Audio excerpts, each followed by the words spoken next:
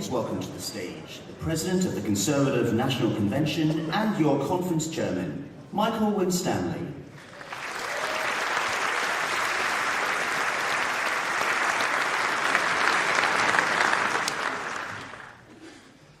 Ladies and gentlemen, welcome to Birmingham and welcome to the Conservative Party Conference 2024. It's great to see so many of you here today. It is a great honour and privilege to be the President of the National Conservative Convention and Chairman of the Party Conference. This year marks the 40th anniversary of the Brighton bombing at the Conservative Party Conference. And I think that it's right that we take a moment to remember all those who were murdered and injured by that cowardly terrorist attack. The response to this threat to democracy by Mrs Thatcher was the conference must go on. When she addressed Party Conference on that Friday afternoon, it was as robust and defiant as we would expect. And I wanted to quote directly from Mrs Thatcher's speech that afternoon. This was an attack on democracy, not only to disrupt and terminate the Conservative Party Conference, but also an attempt to cripple Her Majesty's democratically elected government. That is the scale of the outrage in which we have all shared, and the fact that we are gathered here now, shocked but composed and determined, is a sign not only that this attempt has failed, but all attempts to destroy democracy by terrorism will fail.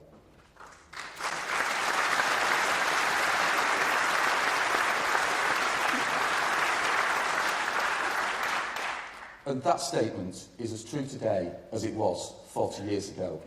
And we must never cower nor surrender to terrorism in whatever form it appears.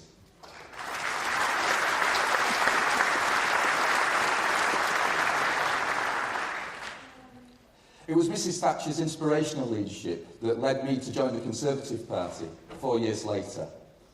And in 1989, I attended my first ever Conservative Party conference at Blackpool. Little did I realise when I was stood at the back of the Winter Gardens that 35 years later I would be stood on the stage chairing Party Conference.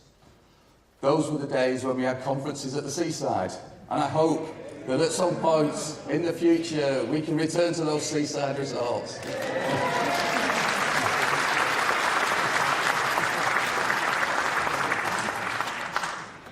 In 1989, we had a Prime Minister that was respected on the world stage and provided the vision and leadership that transformed this country from the sick man of Europe into an outward-looking country ready to lead on the world stage. Mrs Thatcher transformed this country both at home and abroad. She took on the Union bully boys, faced down Scargill, reduced inflation, cut taxes, unleashed opportunity for hard-working men and women across the country, and gave people the opportunity to own their own homes, many for the first time ever.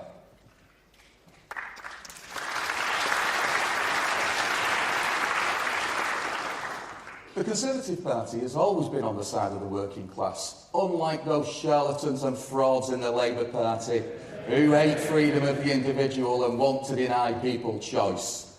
Well, a leopard never changes its spots, and they are no different in government today than they were previously.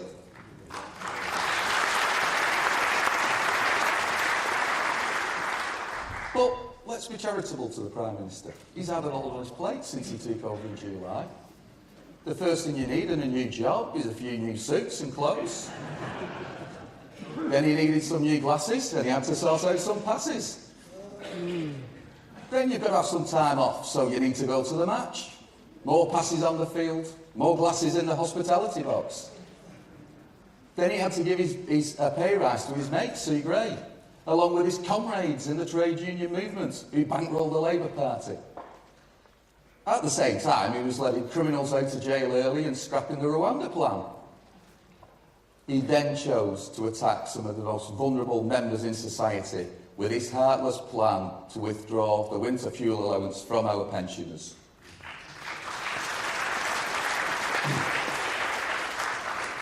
And of course, when you move into a new home, you need to change some of the decor. So the portrait of Mrs. Thatcher had to be moved. How petty. It is quite pathetic that the Prime Minister is intimidated by a portrait of that great lady. Well, it's not surprising he's intimidated by having such a great statesman looking down upon him over this useless, shambolic, hypocritical socialist government that he leads.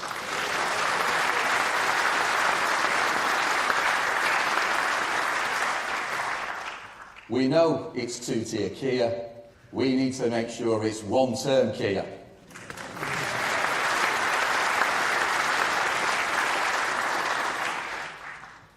Whilst many things have changed since my first party conference, I'm particularly pleased to see a return to member debates. I would like to thank the party chairman for leading the charge on this, and it's heartening to see more members registering to attend conference. It is right that you will have the opportunity to let your views be known and debate the national and international issues of the day. I hope that you've registered to take part in these debates and have your say. We all get involved in the party because we are interested in politics, and yet, when we attend association meetings, we spend all our time talking about how much to charge for a cream tea. Should we sell raffle tickets by the strip or individually? So, over the next few days, let's see the debate flow and let's harness these ideas as we start to rebuild our party for the next general election.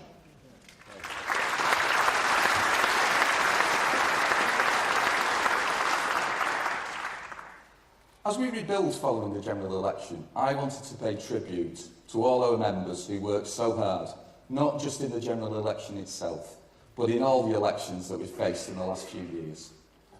I also wanted to acknowledge all those who stood as candidates who weren't successful and who lost through no fault of their own. I know we've lost some tremendous members of Parliament, councillors, police and crime commissioners and elected mayors over the last few years. But we cannot wallow in defeat and self-pity. Our country needs us to provide an effective opposition to the Labour Party. However, we must understand the reasons for our defeat and why we lost the confidence of the British people. We must rebuild around those conservative values and principles that have served us so well previously and rescued this country in the past.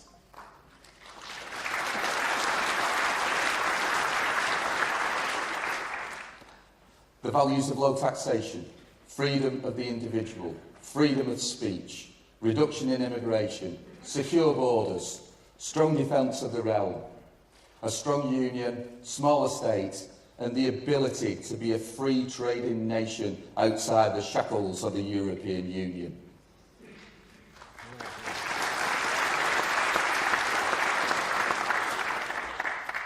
As well as member debates, this conference provides a real opportunity for our 4 remaining leadership candidates to lay out their vision and aspirations, not only for the party, but more importantly, the country. As members, you will have ample opportunity over the next few days to listen, ask questions and engage with the leadership candidates. And I would urge you all to make the most of this unique opportunity that this conference provides. Once we've elected our new party leader in November, then we need all to unite behind them and give them our full support as we start the fight back.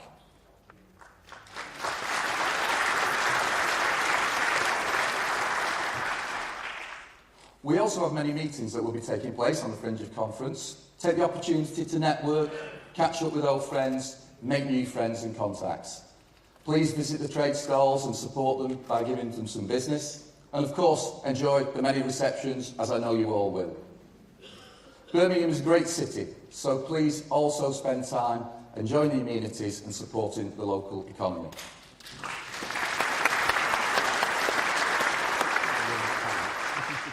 When we leave conference, we need to be refreshed, renewed and ready for the fight ahead. Once we have elected our new leader in November, we need to get behind them and give them our 100% support. We cannot afford any more division and infighting.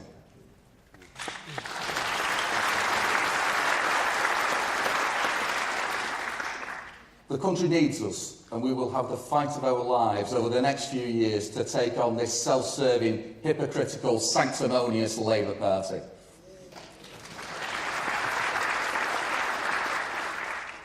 We are the only party that can save Britain, so let's ensure that we get out there and win the battle of ideas and provide a clear Conservative vision of hope for the future. And if we do that, then we can win the next election and you can say, I was there in Birmingham when the fight back began. Ladies and gentlemen, enjoy conference.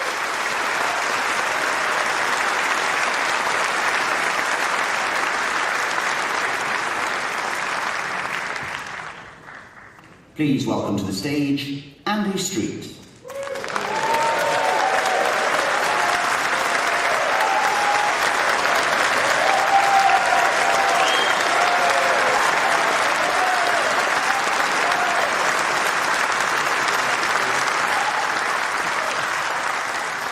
Good afternoon, everybody, and thank you for that lovely welcome. Now, my job is very simple today. It is, of course, to welcome you to Birmingham. My home, the centre of the West Midlands region, and of course, the heartbeat of this country. So on behalf of every Brummie, whatever their politics, you are indeed very welcome here. It's a long tradition of political discourse in this city, and it's great that once again the Conservative Party brings its debate here. In truth, we love hosting events like this. It's important to us. We're good at it. Nearly half of the big conferences and exhibitions across the country are here. And I'd even say we love showing off a bit. Maybe you think of Brummies as self-deprecating people, but maybe we're just becoming a bit more confident. And certainly, I love showing off how all those cranes on the skyline that I spoke about in my first conference speech back in 2016 are indeed shaping a new city.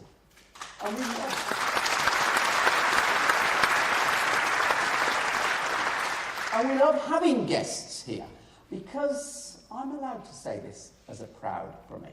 Most people who come here say something when they're leaving like, you know what, it was better than I expected. Or they say it'll be great when it's finished. We've been saying that for 100 years, of course. But as a proud Brummie, I can say that. I hope you find that and be warned. Anyone who disparages us in the next few days, you will face our full wrath. Now, of course, I so wish that the context to today was different. I dearly wanted to speak to you as the West Midlands Mayor, not the former Mayor of the West Midlands. And I wanted to show you how moderate conservatism was still a winning force. Sadly, that was not to be. But even though I lost back in May, I do believe there is still so much we can learn from such a narrow defeat, which of course outperformed the national outcome. First of all, Take heart, ladies and gentlemen. There's no debate that conservatism is still really strong here. Indeed, when I lost, some of the papers described this as the fall of a Tory stronghold.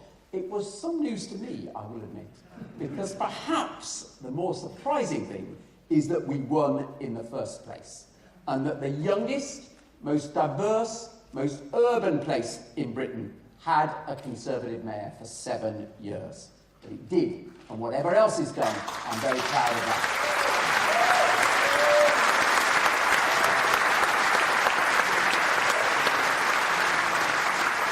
And beyond the mayoralty, there's other real strength here. The West Midlands is the only place in the country to have flagship Conservative metropolitan councils in Dudley, in Walsall and Solihull. And in Birmingham itself, Britain's second city, the Conservative course remains competitive. So be sure there is clear evidence that there is the support here on the ground for the national fight back to begin here in the West Midlands.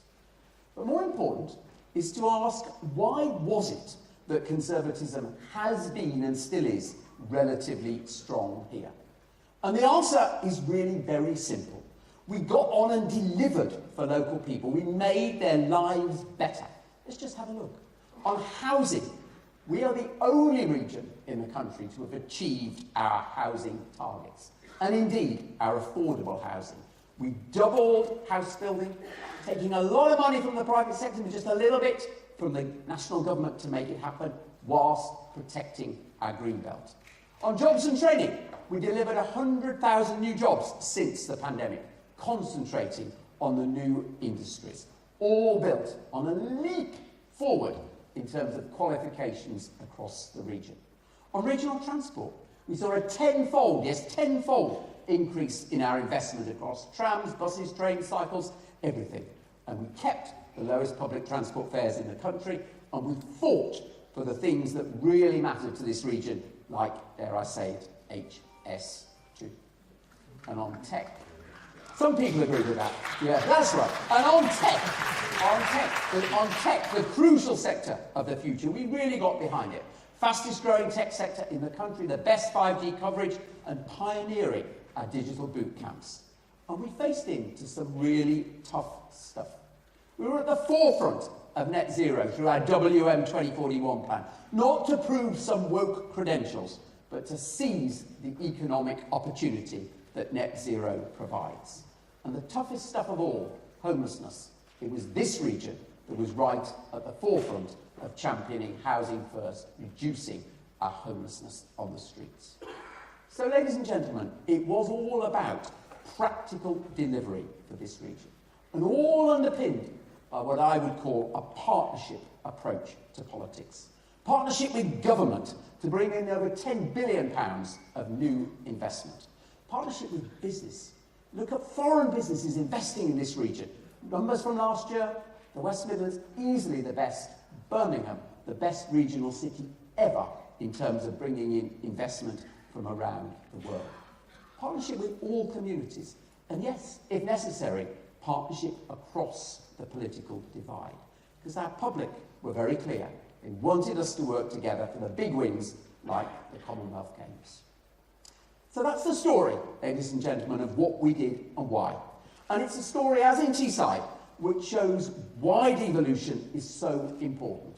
It delivers on the ground, and for our party, now in opposition, it can be a proof point of effective delivery. So, let's then turn to the future of our party, and especially a little message for those bidding this week to lead this party. I would suggest there are 5 simple lessons from the West Midlands story. First, be confident. We can win in modern urban Britain. The proof is there. Second, self-evidently, delivery is key. Third, unity is key. Yes, in the party we hear lots about that, but also unity of purpose. And most importantly, unity, not division, across society. Fourth, winning does mean purpose, planning, practicality. It's not about culture wars. It's not about harking back. It is decidedly about looking forward. And fifth, and most important of all, values are essential. I know it's those values that saw me through that night when I lost, and the electorate wants to see values from their leaders. Truthfully, they're not overly interested in philosophy, but they are sharply attuned to character, morality and beliefs. And above all else, they crave authenticity in their leaders. So, in conclusion, you've come to the perfect place to reflect with humility, to think about what service really means, and to plan our reset. And I, for one, am delighted that once again, my city can be at the heart of our great debate. Thank you for coming, enjoy the week, and most importantly, enjoy Birmingham.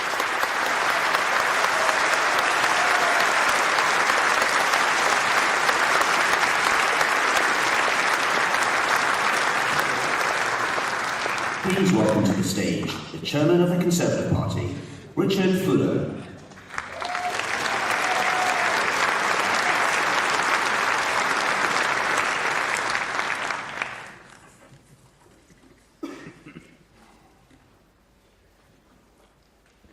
Never has the Conservative Party suffered a general election defeat on the scale of July this year. If you do not feel wounded, disoriented, or profoundly disappointed, or yes, feel angry, then you would be a rarity amongst party members. We meet over the coming days in Birmingham to assess the scale of that defeat, to review the reasons that led to it, and to win back our efforts, to win back the trust of the British people. And winning back that trust will need the commitment of all of us, Conservative Party members, the Parliamentary Party, our activists, and every fellow citizen who cares about our country and shares our Conservative values.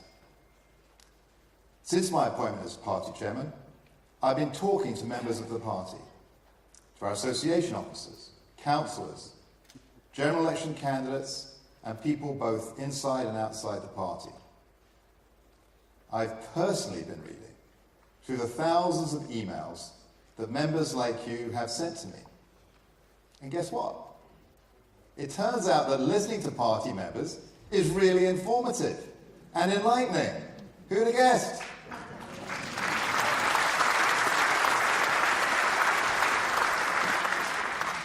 Your countless conversations with voters over multiple elections and your unrivaled grassroots experience are an invaluable resource.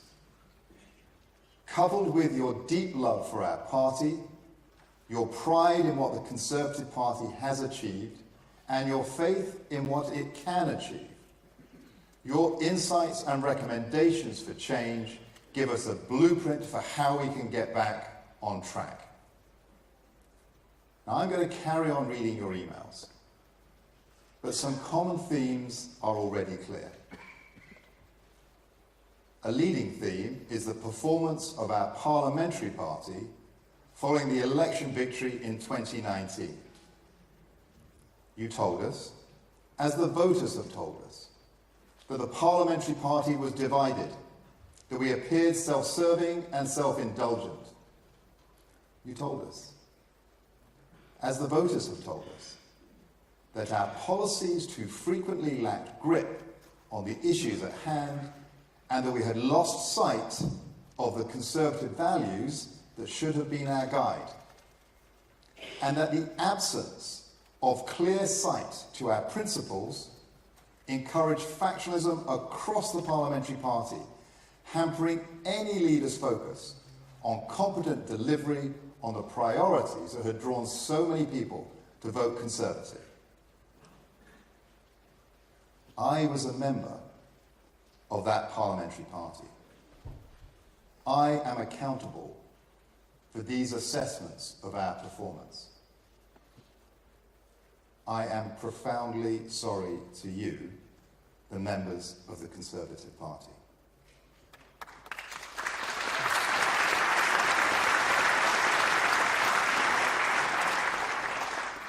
And I'm sorry to our current and former councillors, police and crime commissioners and mayors, who found that their strong local records of service were drowned out by negative national headlines. And I'm sorry to Conservative voters and to the country at large for the consequence. A reckless, ideological, socialist government foisted upon the country with a huge majority based on a paltry share of the electorate.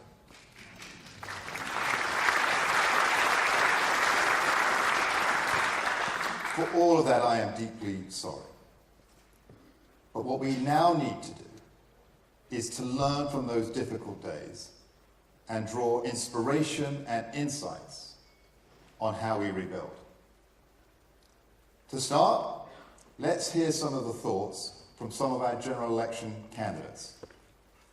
Shazna Muzammil was our Conservative candidate for right here, the seat of Birmingham Ladywood. Now, we last won Birmingham Ladywood in 1935. It's a seat we might call challenging, but Shazna showed how our Conservative message of opportunity can reach all parts of the United Kingdom. Ladies and gentlemen, please welcome Shazna Muzammil, our general election candidate for Birmingham Ladywood.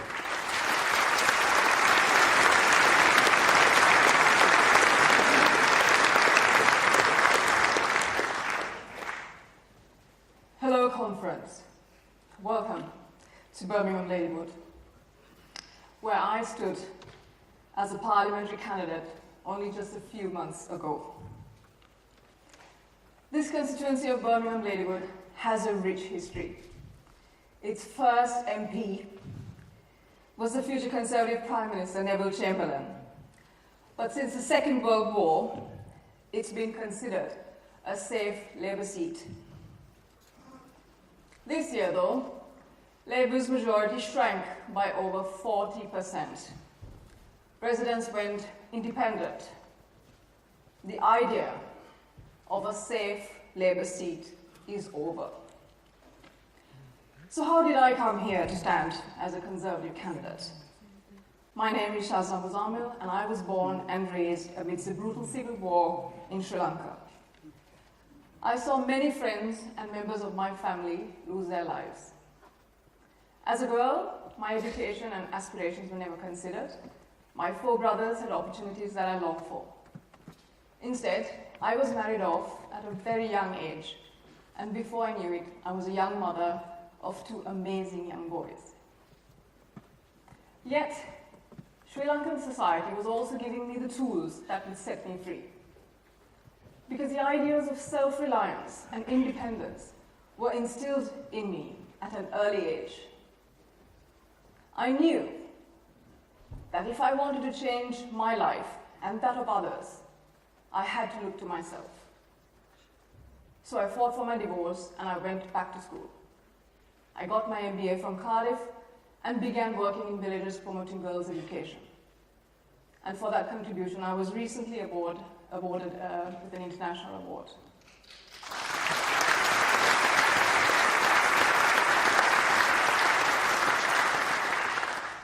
I also met my wonderful husband, David, a British veteran who served in the Parachute Regiment. We loved our life in Sri Lanka, and I loved my work. I led large and diverse teams. I served as a board director with the Women's Chamber of Industry and Commerce. But when Dave's dad fell ill, it was time for us to come home. At first, I couldn't find a job. So I took on an entry-level role, taking calls from students at the Open University. It could have killed my confidence, but it sharpened my resolve. I've never been afraid of hard work, and I was determined to work my way up the ladder. And conference, this is what I did. Why am I sharing all this with you? Because the values that made me, self-reliance, hard work, opportunity, the freedom to choose your own path, these are Conservative values, our values. And this party, the Conservative Party, gave me a chance to stand, to serve, and to make people's lives better. Because that's what Conservatives do.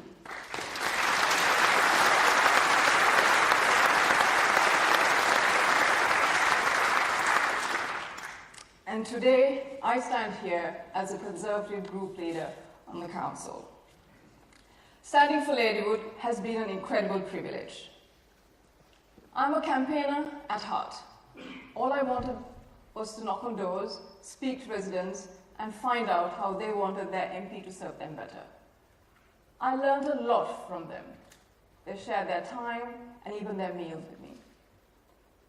They understand that a better future is not just something that they can hope for, but that it is something that we can achieve together. I also learned that Labour had let them down. This amazing, vibrant and colourful city should be Labour's pride and joy. Yet, they have a bankrupt council, high levels of deprivation, and the highest knife crime in the country. Labour's Birmingham gives us an early warning into Labour's Britain. But we must not lose hope. Any politician who looks at Labour's landslide and says it's broad and deep, well, they need their donor to buy them some stronger glasses.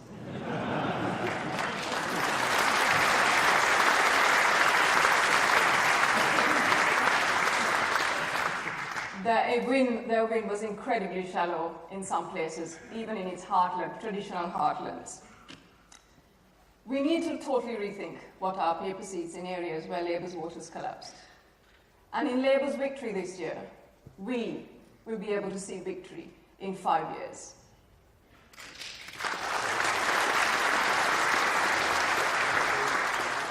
But before that, in 2025, we have local council elections. And 2026, we have elections for every council seat in Birmingham. That will require all of us to play our part. Small acts that make a big difference. So let's put our resources, time, and effort behind our fantastic Conservative group leader, Bobby Alden, and his team.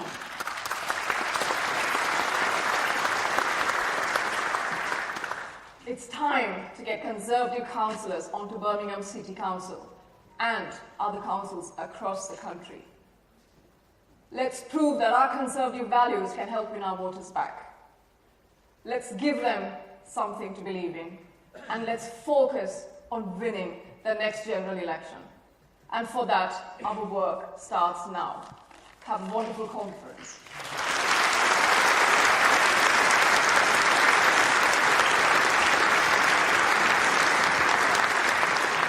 Thank you, Shazna, for that inspiring story. Of course, being involved in politics, being effective in politics, means being part of a team. This last election certainly called on that team spirit, and there were many positive stories of teamwork. I want to introduce to you two candidates who created a strong bond during their campaign. Ladies and gentlemen, please welcome Paul Athers, who stood in Hazel Grove, and Denny Bauman, our candidate for Liverpool Garston.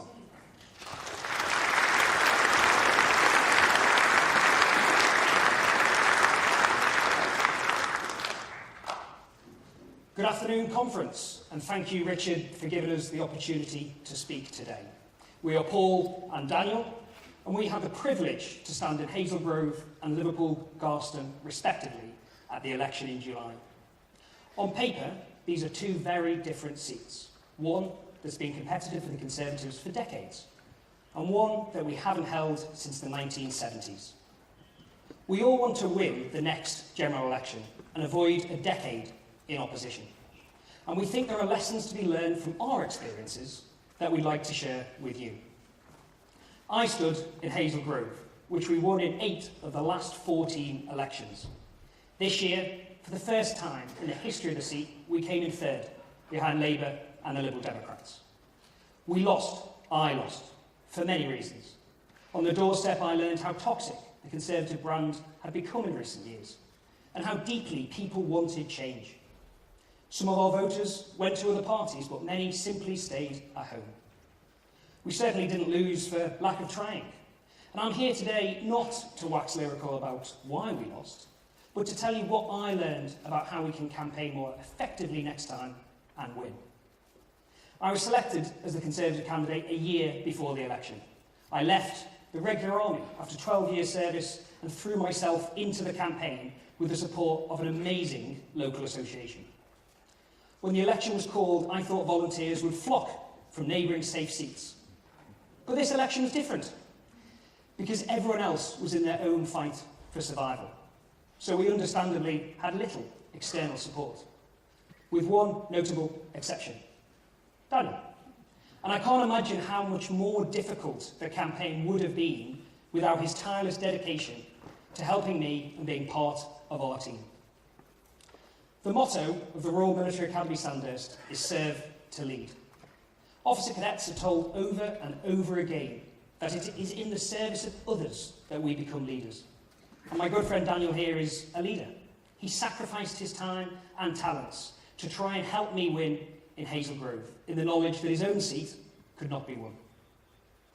Our party's success over the generations, and however we feel right now, we have to remember that we are all members of the most successful political party in the modern world, has been built on the same campaigning principles.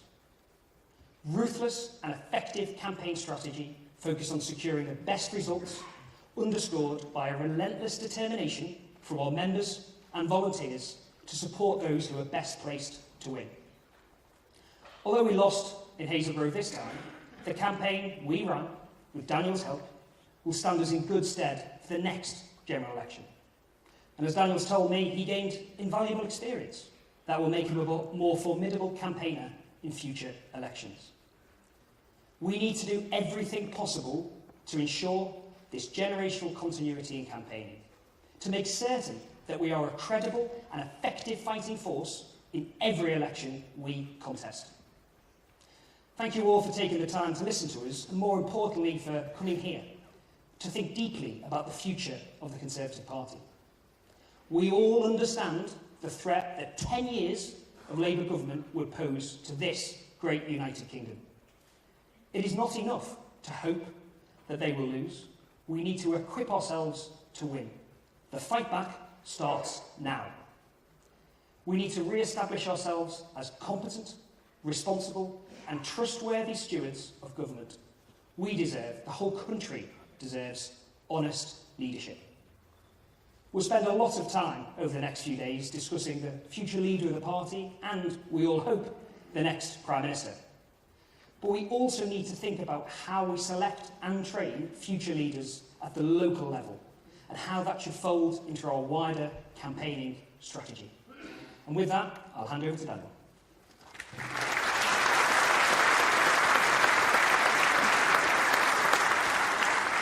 Thanks, Paul. Being selected in a seat like Liverpool Garston, you know what the outcome is likely to be. We were never expected to win this seat at this election. But if we are going to see a Conservative revival in seats like Liverpool Garston, it's vital we put in a showing at the big set-piece elections to show that we are committed to every community. It will be at the local level that we start to turn these seats around, in local government elections, building the foundations of success. But we need to use the opportunity of the big elections to put our brand front and centre. It would have been great to spend more time speaking to voters in Liverpool, campaigning on the ground, and making the case for Conservative values to those who haven't voted for us in decades.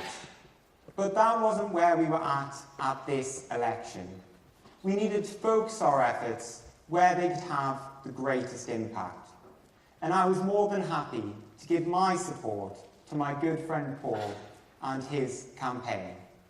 It is vital that in every election that we focus our energy and our resources where they can make the biggest difference. Unfortunately, I think across the country, we saw too little of that team spirit in 2024, with the party fractured into local silos and campaign resources spread thinly. We must regain that team spirit that has made the Conservatives one of the most successful political parties in history. We are one Conservative family, and by working together, we will win again.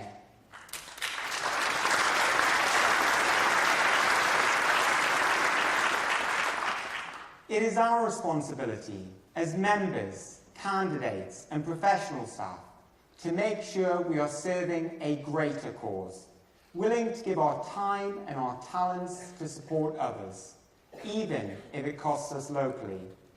A commitment to shared values and a willingness to serve our party wherever we are called will be vital to getting back into government.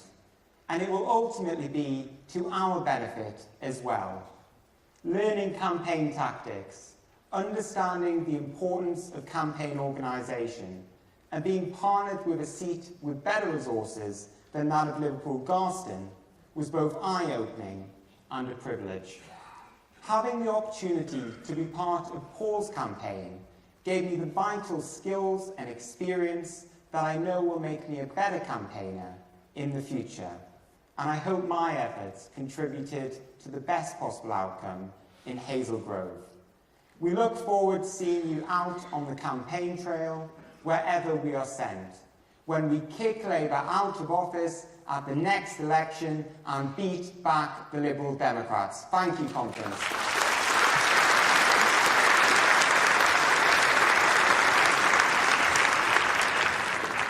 Thank you, Paul and Danny. Paul, a former Army officer, Danny, an advocate for mental health awareness.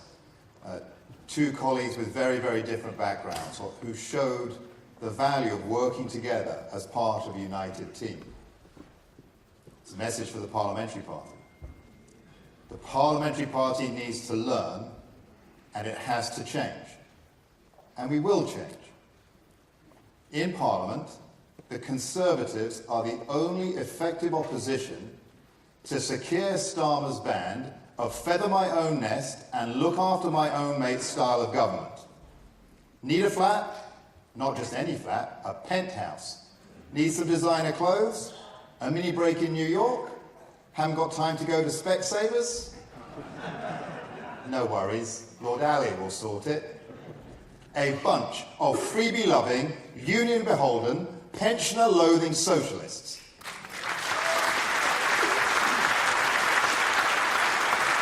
How disappointing. How disappointing for the public to see them fall so far, so fast from their pedestal. And the public will only be able to rely on Conservative MPs to hold Labour to account in Parliament. The Liberal Democrats have already said they want to cosy up to Labour whenever they can. And on issues such as net zero, on tax and spend, on identity politics, the Liberal Democrats have crafted positions out far to the left of even the Labour Party. And what of reform? Well, we gave them oxygen. We gave them space. We will take both back.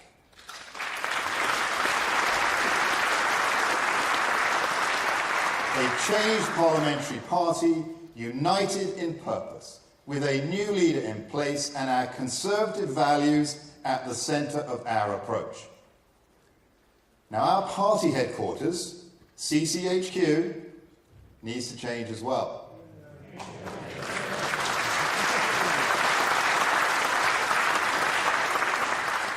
See, I thought you might applaud that. But let me tell you this. Since becoming chairman, I have seen firsthand the committed and talented individuals who comprise our professional staff across the country. CCHQ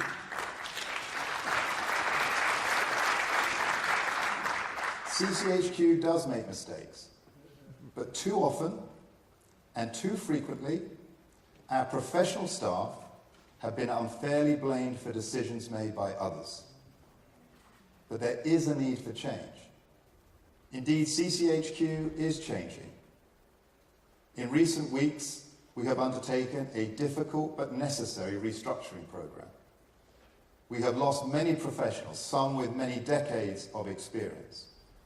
And I want to take a moment to thank them for their service to our party.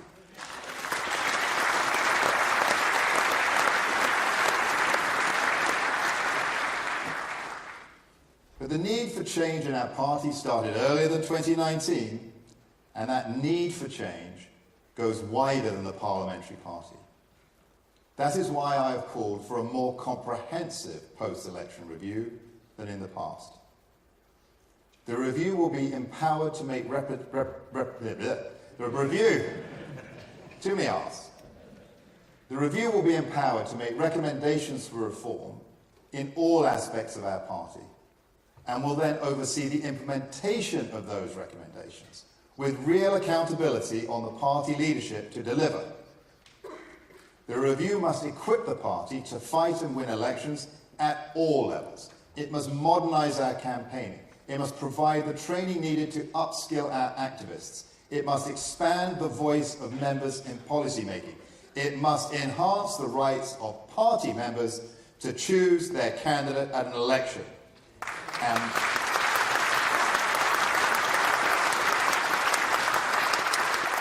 In short, the review must revitalise our party and get it back to being the election-winning machine it once was.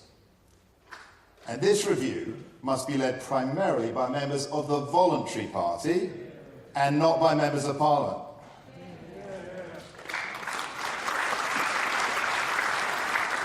I have asked Lord Patrick McLaughlin and the outgoing chairman of the National Convention, Lord Peter Booth, to chair this review. They will be joined in this effort by a panel of fellow Conservatives. Danielle Dunfield-Prayero, our candidate in Wimbledon, Councillor Heather Williams, the Conservative group leader on South Cambridgeshire Council, Anne Connell, the East of Scotland Voluntary Party convener, Matt Vickers, the MP for Stockton South, Virginia Crosby, the former MP for Innismon, Mefus Ahmed from London Area Conservatives, Lizzie Hacking of Next Gen Conservatives, and our new National Convention Chairman, Julian Ellicott. The terms of reference for this review are published today, and I have asked the panel to present their draft recommendations to our new leader in November. So change is underway. We cannot waste time because we have crucial county council and mayoral elections next year where we are defending some of the best results in our history, and we have to do well. Returning Conservative councillors is the public's surest defence against wasteful public spending and ever higher taxes. I have asked party headquarters to make available to any Conservative group council leader a detailed analysis of target voters in each ward or division to help local teams target their campaigning efforts. Because in 2025, we want each of you standing as Conservative candidates to know that the National Party will help you win, not hold you back.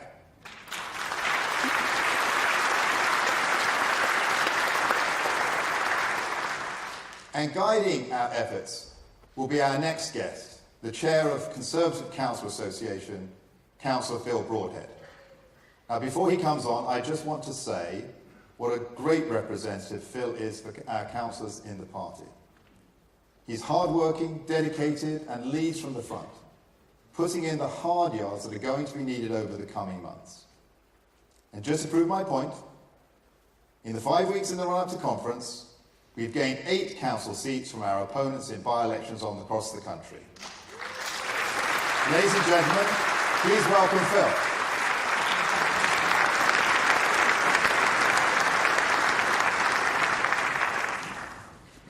Well, good afternoon, conference.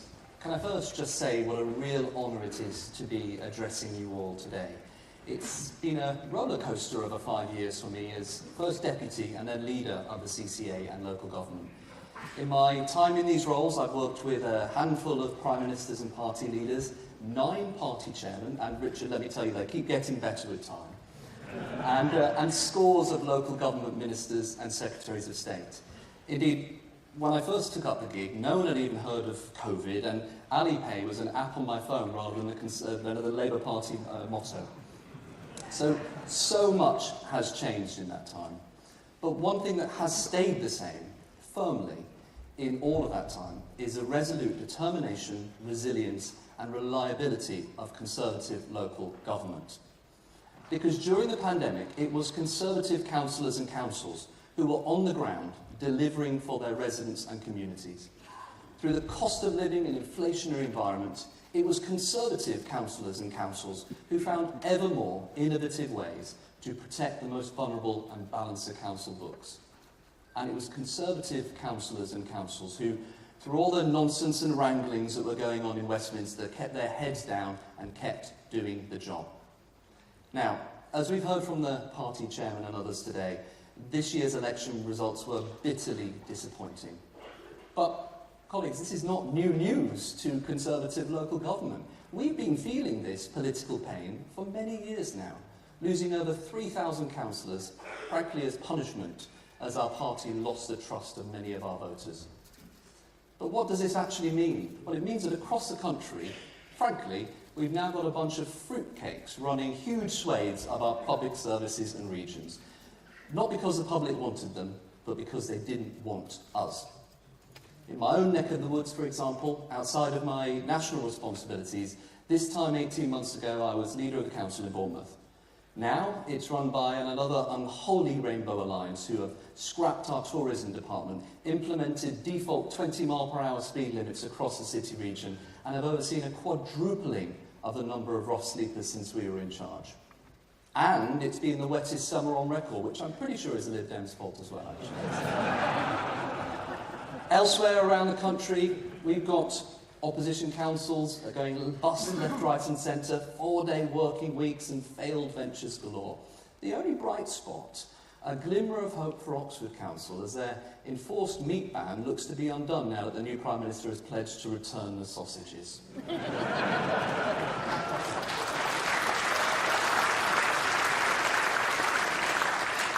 But this has all been the price of losing councils and Conservative councillors.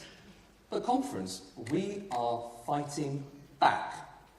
A string of absolutely convincing by-election successes recently, as we've just heard from the party chairman, shows that while local government has borne the brunt of the political pain, it is us, we are the solution to the fight back. And let's take a look at some of these results. Three Rivers Council, Conservative gain from the Lib Dems with a 13% swing. Split a cheer at this. Redcar, gain from Labour with 19% swing. Gedling, gain from Labour with a 14% swing. Westminster, gain from Labour with a 10% swing. Worthing, Mid Suffolk, Waverley, Denbighshire, gain, gain, gain, gain.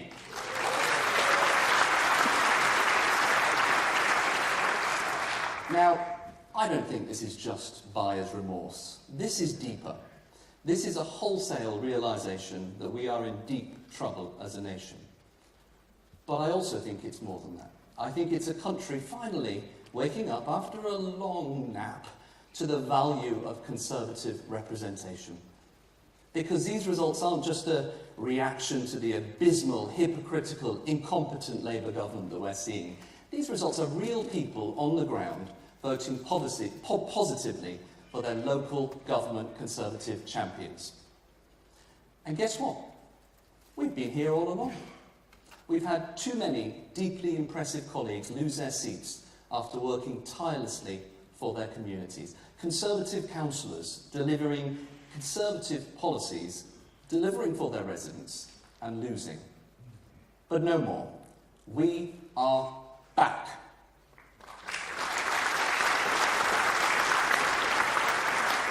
We're back to being judged on our record of success and promises of more.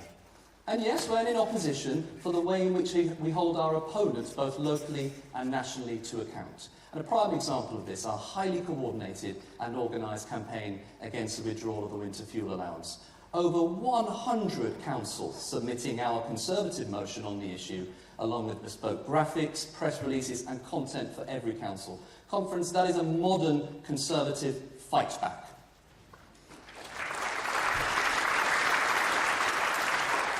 Now, friends, there's much, much more to come as well as we tackle new issues head-on and work together to outsmart and out-campaign our rivals. Because, as I think these recent set of results show, I think our voters are ready to learn to trust us again. To trust the way we actually represent our constituents and regions, in contrast to the shambles of the Lib Dem, Green and Labour councillors who'd rather ban things and grandstand than take brave and positive decisions. To trust that we remember whose money it is we're spending, and trust that we will find solutions and not problems. Because that's what Conservatives do. And that's why, over the next 5 years, or heck, over the next 5 months as we prepare for these crucial local elections, it will be Conservative local government that will continue to turn the tide, to show that we can deliver, to show that we can lead, to show that we can be trusted, and to show that we can win. Thank you very much.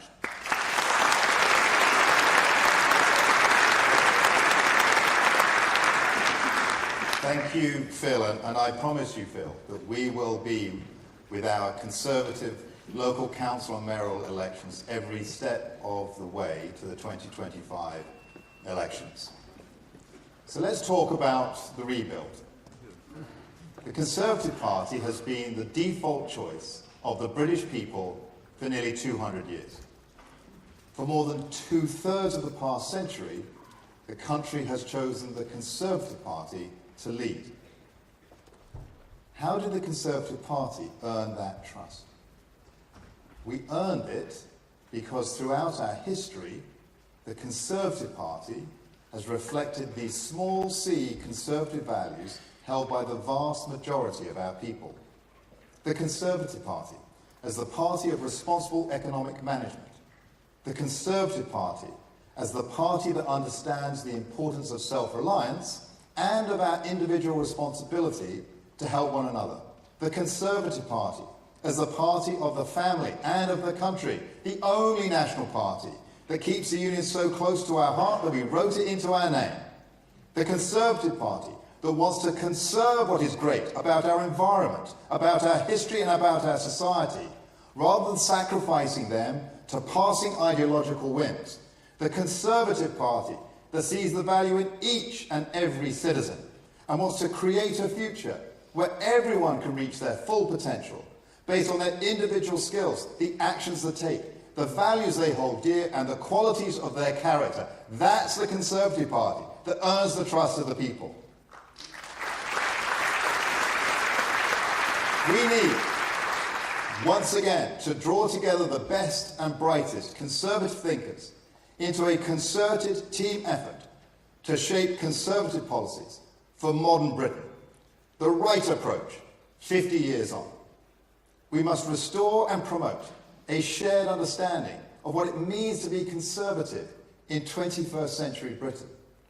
We need to reinvigorate Conservative thinking on our university campuses, organise and win back the battle of ideas from the left.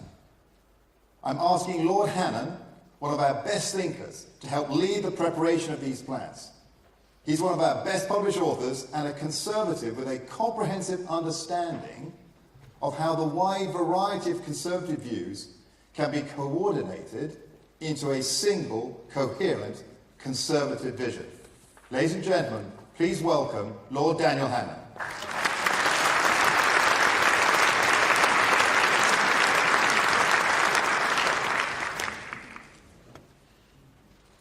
This is the midnight. Let no star delude us. Dawn is very far. This is the tempest long foretold, slow to make head, but sure to hold. My friends, let's be in no doubt about the magnitude of the challenge we face. We aspire to be the national party. It's been our privilege to speak to and for the soul of the United Kingdom. And yet, in large parts of the nation, we have no parliamentary representation. In one election, we lost 2/3 of our MPs. We lost all of our red wall seats. We now have one Conservative in the whole of the North East. We don't have a single Conservative MP in Wales. Make no mistake about the scale of the challenge. And here's the paradox. Despite that huge electoral reverse, the worst we've had in the 200 years that the chairman was just talking about, since going back to Peel and to Pitt, never had fewer MPs than now. But despite that, there has not been a massive shift in the cultural values of the nation. I don't know of anyone who voted to change governments because they thought that taxes and spending were too low and needed to go up a bit. I don't know of anyone who voted for a change because they thought that prison sentencing was too lenient and that, was too tough and needed to be made more lenient. I don't know of anyone who voted for that change because they believed that our border controls were too strict and that we needed more illegal immigration. So how is it that we have ended up losing the trust of the people? What was it that went wrong? Well, I put it to you that the real problem was one of implementation. I guess that all 4 of the leadership candidates, all 6 of the original candidates, would agree, as I think would everyone in this room, apart from maybe 1 or 2 of the journalists, I don't want to presume, but all of you who are Tory party members, that we want to have controlled borders, that we want to have lower taxes, we want to have strong families, we want to have patriotic values, that we want to have lower spending. We can all agree on those things. So why has it not happened? What went wrong? Hands up if you've been or are a local councillor. Yeah, quite a few of you, right? Cast your minds back to your first day, if you can, as a councillor. Right? Remember the gap between what you thought you were going to be able to do before you did it, and then when you arrived and found how circumscribed are the powers of the elected representative vis-à-vis the officer. Well, remember that day, and then multiply that to get to the scale of a Whitehall department. And then you'll have some inkling, under our current system, of what it's like to be a minister, encased in an inert state machine, tugging at levers that have worked loose, stabbing furiously at buttons that are no longer connected. If we want to recover the confidence of our countrymen, it has to be by a programme of change that we can deliver credibly. And in order to work out how to make those changes, we are going to need help. And that's why I want to applaud what our excellent new chairman is doing. Rather like after the defeat, go on, give him a round of applause while he's doing the job, exactly. It's a horrible, thankless job being party chairman. I'd rank it just after being an association chairman, right? If you're very lucky, you get a light smattering of applause at the AGM when you stand down. So let's give him another round of applause while he's actually doing the job. Thank you very much. If we are going to effect these changes, we are going to need help and advice. Rather, as Winston Churchill, after our defeat at the end of the Second World War, reached out to different groups who were, if you like, who marched alongside us, although not under our colours, who shared our opposition to the nationalisation and the price controls then being enacted by the Attlee government, and who formed part of that coalition. So we need to reach out today to the people who have the ideas that will allow us to start on day one implementing a Conservative agenda. Yes, of course, our friends in the think tank movement, the CPS, the Adam Smith Institute, the Institute of Economic Affairs, and Policy Exchange, and all of the rest of them, God bless them all, but also people beyond the immediate penumbra of the centre-right, professional and regional and social groups that have expertise in their field and that have interesting things to tell us. We should be using our own party structures, of course, the CPF and so on, but we should be listening to advice from anyone who has expertise to bring to the table, including our friends overseas. There are Conservative and centre-right parties who are facing similar challenges to ours and who have succeeded magnificently. There are some terrific Conservative leaders in Europe. I was talking recently to the wonderful president of the Madrid region, Isabel Ayuso. She has held that seat in very difficult circumstances and increased her majority by pursuing a credible programme of lower taxes, lower spending and more freedom. I was talking again recently to the leader of our sister party in Canada, the extraordinary Pierre Poilievre, who has quadrupled party membership. They now have more than 600,000 members in the Canadian Tory party. Almost all of them attracted by that one leader and his policy of making it easier for young people to get onto the housing ladder and into the employment market. I saw the latest poll the day before yesterday. Among voters under the age of 35, right, the demographic of the Canadian Tory party 5 years ago was very similar to ours, but now, among voters under the age of 35, they have 47% support, massively ahead of all of the other Canadian parties. If it can happen there, it can happen here. But it's not going to happen on its own. We need to put our house in order, we need to reach out and get the best ideas. And we should be aware of quite how serious are the structural problems that we will face as we take office whenever that day eventually comes.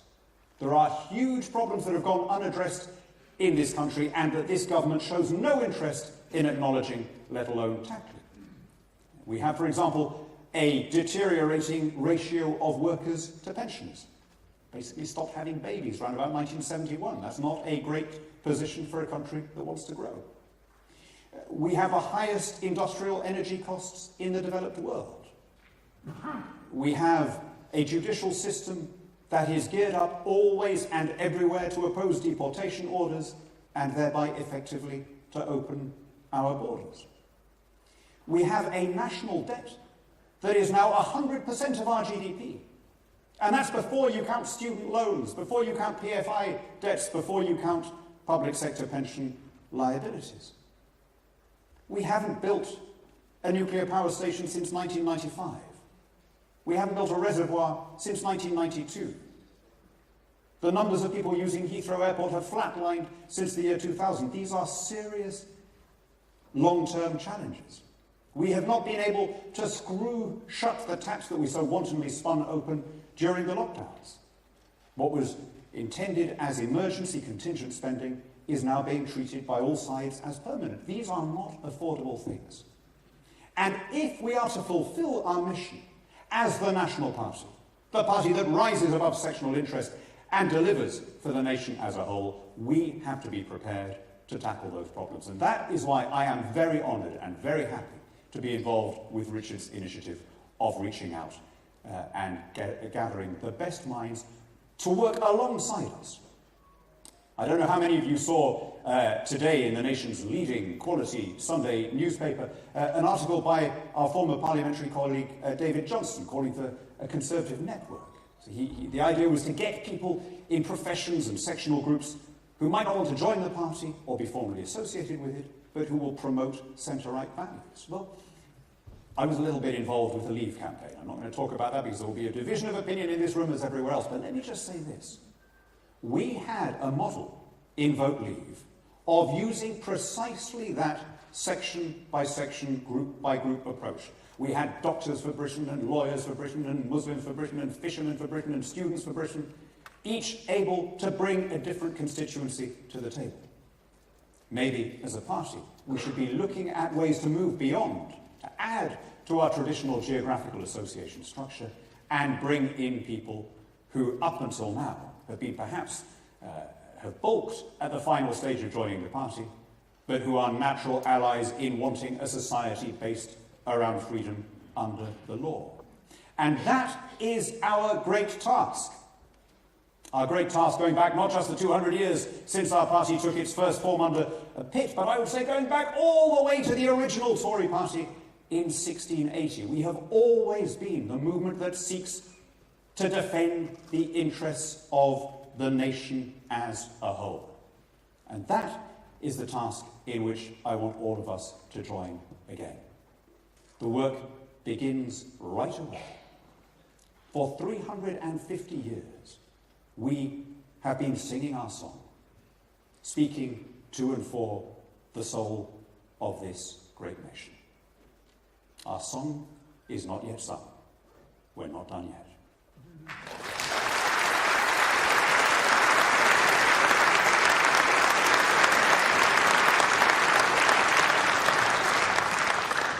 Thank you very much indeed, Lord Hannon. Let me turn to another part of our rebuild. In the past, people trusted us to lead because the Conservative Party was woven deeply into the fabric of our nation. Through countless connections to voluntary groups, to charities, councils, Conservative Party members kept in touch with the priorities of the people we sought to represent. Somehow, if we're honest, over the last 20 years or so, we have allowed our party in some important ways to become unstitched from our national fabric. In a changing country, we have missed opportunities to connect with all who share our Conservative values and would like to join us to create a better society. Being a member of the Conservative Party is a signal that you believe in supporting democracy and that you believe in our country's potential. We need to build our membership, but we also need to strengthen their voice within our party. We need to understand and enable the multiple ways in which people feel affinity for our values. And we need to reach out more widely to groups that share our Conservative values, but who do not yet see themselves as natural Conservative Party members. I have asked Penny Mordaunt to help shape our plans to expand and enhance membership of the Conservative Party. Penny has a varied and distinguished career of service to our country and our party, and a keen understanding of the values that make our country greater. Ladies and gentlemen, please join me in welcoming the Right Honourable Penny Mordaunt.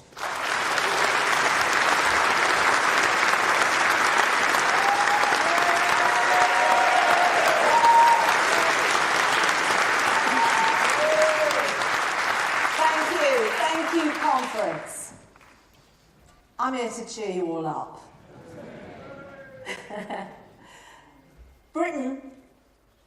In Britain in the last few months, we have seen the smooth transition of power. Good wishes were sent by losers to victors. Constituents wrote thank you letters to their retiring MP. We had a King's Speech, steeped in the past, to prepare us for the future. Elsewhere, the Royal Navy and their patrols intercepted 160 million quid's worth of cocaine. Our armed forces are continuing their training mission for the Ukrainians and are also preparing to help British nationals leave Lebanon. 13 million of us donated to charity. Hundreds set up a business. Farmers gathered the harvest. Rotarians helped vaccinate thousands of children against polio. Martin Lewis has been saving us all money by explaining the energy price cap to the nation. Well done, Martin. Team GB won 189 medals across both the Olympic and Paralympic Games. Well done, Team GB.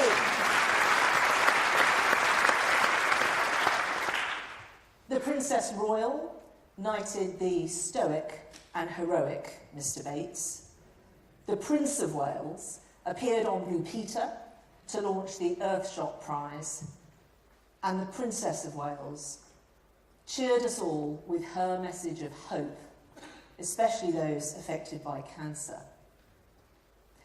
It might be that our party is in the doldrums, but its values are vibrantly alive and on display every single day in every community across the UK, and the work and care of so many Brits around the world.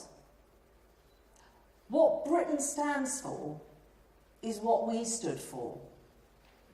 We value courage, endeavour, enterprise, service and duty, creativity and discovery, competence and skill, grit, determination, kindness, tolerance and freedom, cheerfulness, honour, valour, graft, integrity, trust.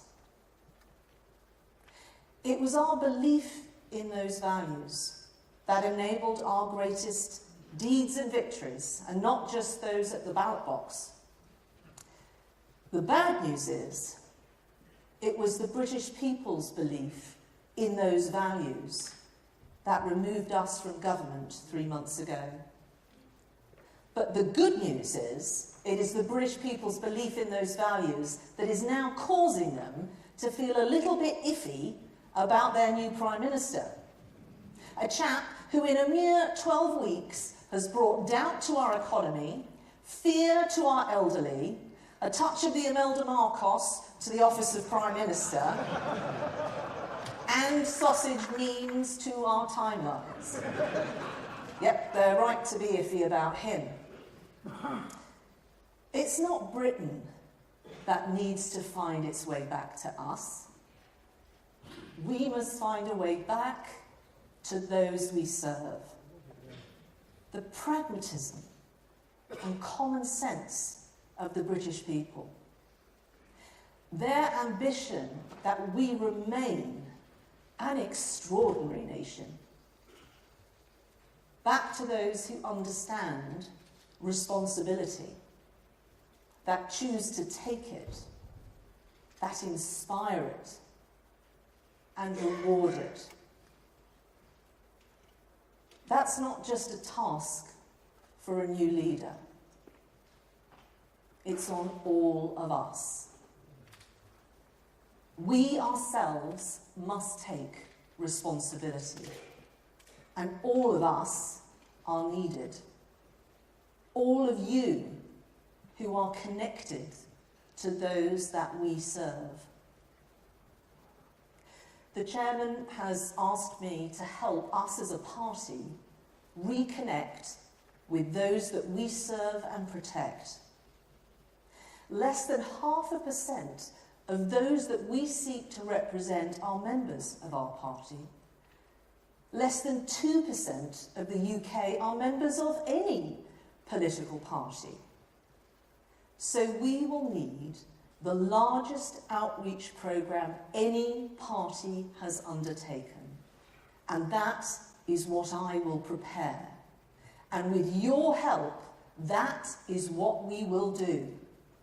To reconnect, to listen, to strengthen and broaden our foundations. Will you help? Will you help restore the soul of this party? To place Britain's values back at the heart of everything we do. To earn back trust, approval from the public, and perhaps even pride. For without that, no policy or personality will matter. Do this well. Then, when the nation goes looking for those in tune with its values again, we will be ready. We'll be worthy. And we will be back. Thank you, conference.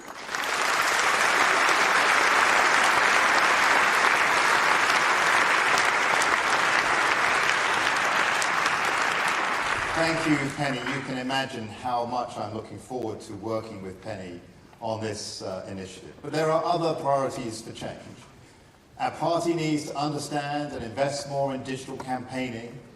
Our candidates should know and take to heart the Nolan principles of public life. Our party's capacity for training and skills development can be better structured to a modern learning management system. And the Conservative Party must not shy away from our belief in enterprise. The Conservative Party should be the vanguard of spreading the spirit of enterprise to a new generation. Now, we know a prosperous economy comes from the decisions of millions of our fellow citizens as they do their work, create new ideas, build innovative businesses, take a risk, earn a reward, and then reinvest their knowledge and capital to grow and improve. The Labour Party believe that a strong economy will come from the fortune-telling powers of the blessed Rachel, the patron saint of misery. But the truth is that Rachel Reeves is creating uncertainty that is harming growth, not helping. Will she approve new employment laws that could throttle small businesses? With Rachel Reeves, we don't know. Will she stop families passing on their home or their business or their farm to their children? With Rachel Reeves, we don't know. Will she hike taxes on pensions, on schools and on wealth creators? With Rachel Reeves, we don't know. But here's what we do know. With Rachel Reeves, pensioners freeze. And now, conference, over to you. This conference is a shared endeavour, each of us contributing to the rebuild of our party. That's why I'd like to thank our President of the National Convention, Michael Winstanley, for all his work in ensuring that this conference is one of our largest and most member-driven conferences in recent times.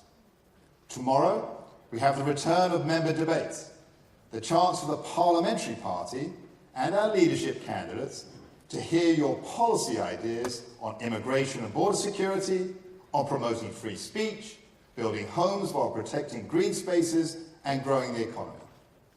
And then, at the centre of the conference are the many opportunities you will have to meet, to question and to listen to the four candidates who are seeking to become leader of our party.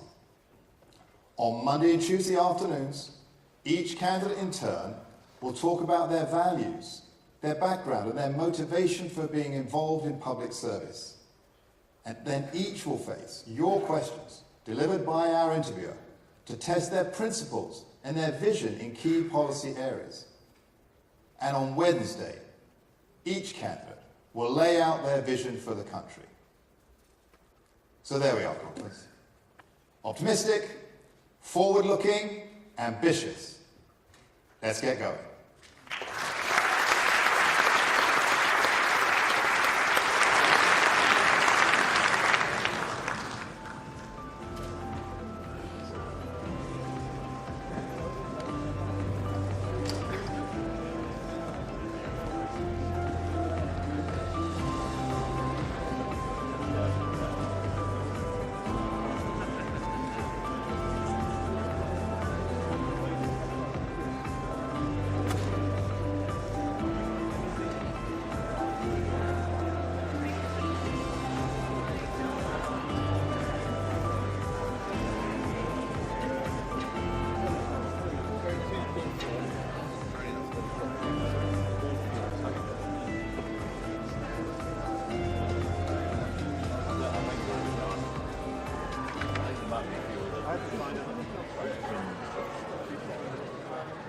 Please welcome to the stage Alex Burkhart, Andrew R.T. Davies and Russell Findlay.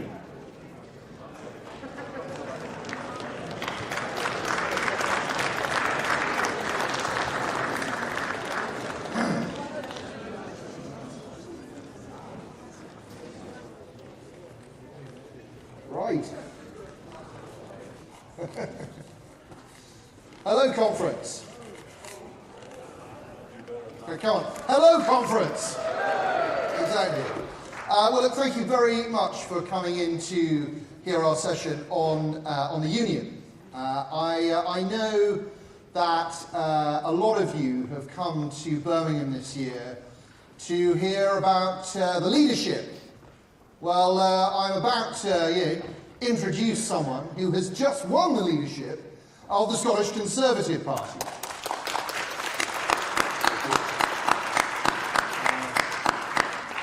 A very decisive victory from Russell Findlay, who we're looking forward to hearing from in this session.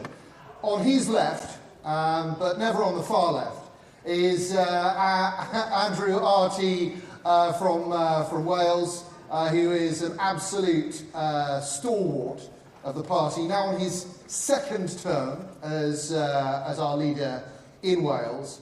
I think 3 years in, and there is nothing that he does not know about Welsh politics and Welsh Conservative politics. So we have an opportunity in this session, I think, to talk about how things fall after the general election, and also about how we can look forward to making the case for the union in this Parliament, even though we're in opposition in Westminster. Russell, I'm going to go straight to you. Huge congratulations on your victory. Thank you. As you take control of the Scottish Conservatives, what do you think the big challenges are for us in the course of the next couple of years? So first of all, thank you very much, and thanks everyone for turning up today. It's an absolute privilege to be elected leader of the Scottish Conservative Party, and I look forward to working with whoever prevails at a UK level. The big challenge is we've just come through a pretty bruising general election. Now, not everyone in this room might know that 5 of the 6 Scottish Conservative MPs were retained and returned, which in the face of it is a pretty good result compared to the UK result. But that said, our vote share was extremely low, far too low, and as the new leader, I'm under no illusions about the fight we have. It's only 18 or so months until the next Holyrood election, and it's absolutely critical as new leader that we unite our team at Holyrood, but in every corner of the country, and come up with a sensible range of conservative policies rooted in aspiration and ambition, and persuade the people of Scotland that we are on their side. Because frankly, we've had 25 years of devolution, and it's been different shades of socialism and hugely harmful to Scotland, and it's my job and our job to put that right. Absolutely. And obviously we're in an interesting position in Scotland because finally the sheen has worn off the SNP. I mean, goodness knows why they were allowed a sheen in the first place, but it seems that the scales are falling from people's eyes, and really their failure over the past, whatever it is now, decade or so, is manifest. I mean, how do you think we can best take advantage of that and make sure that we bring people back to conservatism? Well, the time of the next election, the SNP will have been in power in Scotland for almost 2 decades, and in that time, every single public service has got worse. Scottish education used to be the envy of the world, and it's now in a terrible state. These people can't even build a couple of ferries. These 2 ferries are 7 years too late. They were originally going to cost £97 million, and the price tag so far is £400 million and rising. So we end up with 2 ferries costing the best part of £500 million. Now, the reason that the SNP have been so strong and so dominant for so many years is down to the sort of snake oil of nationalism, whereby they always seek to blame someone else for their problems. And it's pathetic, and it has motivated me hugely as a firm believer in the union to get up and to do something about that, because the quiet majority in Scotland, and the majority do believe in the union, and not only did we have a decisive referendum result 10 years ago, as far as the SNP had it, the last general election was also a de facto referendum, and they went from, I can't remember exactly, 40 plus MPs to less than 10. So they've had their referendum. Now what we need to do, now that the independence threat is off the table, at least temporarily, is rebuild and show people that us as Conservatives are the right answer going into the 2026 election. Absolutely. You've sort of seen the SNP take the Scottish people for granted, and now that's catching up with them. And Andrew, in Wales, we've obviously had 25 years of Labour government now, and yet we've seen the same sorts of failures coming out of that administration in terms of public services. Do you think that there's a chance that as we approach the Senate elections in 2026, that record of failure will start to catch up with them? Well, I know there's been cutbacks in the conference budget this year, but these chairs are very small, I have to say. For someone who's travelled up the M5 today and had a McDonald's on the way, it's quite a tight and cosy fit, to say the least. I'm looking at the organisers at the front. Maybe some expansion of the chairs would go down well. But in all seriousness, 25 years of Labour has really held Wales back. And you'd expect me to say that on a conference floor in the Conservative Party conference. But the reality is, just look at the numbers. Whether it's the health service, where 1 in 4 people in Wales are on a waiting list. You know, they've had unbridled control in Wales of the health service, or the education system, or the economy. And when it comes to the PISA rankings on education, sadly we're propping up the league table rather than being at the summit of that league table. And when it comes to the economy, in other parts of the UK, workers are paid £3,100 more in other parts of the United Kingdom than they are in Wales. Imagine the difference that would make in everyone's wallets, purses and pockets, if that could be spent in Wales, and what difference that would make to the economy of Wales. And that's Labour holding Wales back. They've had the reins of power, and that's why we've got to make the argument for change come 2026. And I believe the Welsh public are receptive for that change, and we're up to make that argument to them. I'm absolutely sure you're right. Do you think that in Wales there is any sense of scepticism about devolution now? Well, I think there's always scepticism of any government organisation or parliament. That's whether it's Westminster, Holyrood or the Senedd. But it is a fact that the Senedd, and by extension the Welsh Government, hasn't delivered the improvements that people thought were going to come in 1999, when we were told that we were going to get these improvements with devolution. And they've grown the national burden with Plaid Cymru in particular, holding the reins, because they very often held the Labour government in balance when the voting system gives them power which is beyond their representation at the ballot box. And what we've seen with the Labour Party is they're talking about another 36 more politicians in 2026 at a cost of £120 million. I know what most people want. They don't want more politicians. They actually want more nurses, teachers and doctors on the wards and classrooms of the country. They do. Absolutely. And presumably this policy of expanding the number of politicians, as you say, is pretty unpopular in Wales.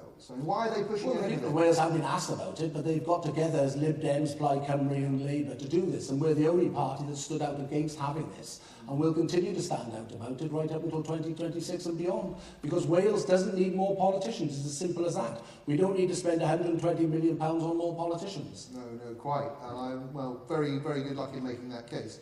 I mean, what we saw in Wales and Scotland and in Northern Ireland, where at the general election was actually quite a strong vote for the union. Even in Northern Ireland, unionist parties did better than the nationalist parties. And do you think that in Wales the independence movement, such as it is starting to lose a bit of its momentum? Well, we can never take anything for granted, but the union is well regarded in Wales because we see the benefits of being a strong part of that union. This isn't about a weak Wales within the union, this is about a strong Wales within the union, promoting the benefits of all 4 parts of the United Kingdom coming together as one entity. Now, the separatists will try and blow us apart, as they're trying to do in Scotland, as they're trying to do in Northern Ireland, as they're trying to do in Wales. But we're not going to allow that to happen. We're a proud unionist party, and we stand on our unionist credentials. No, quite.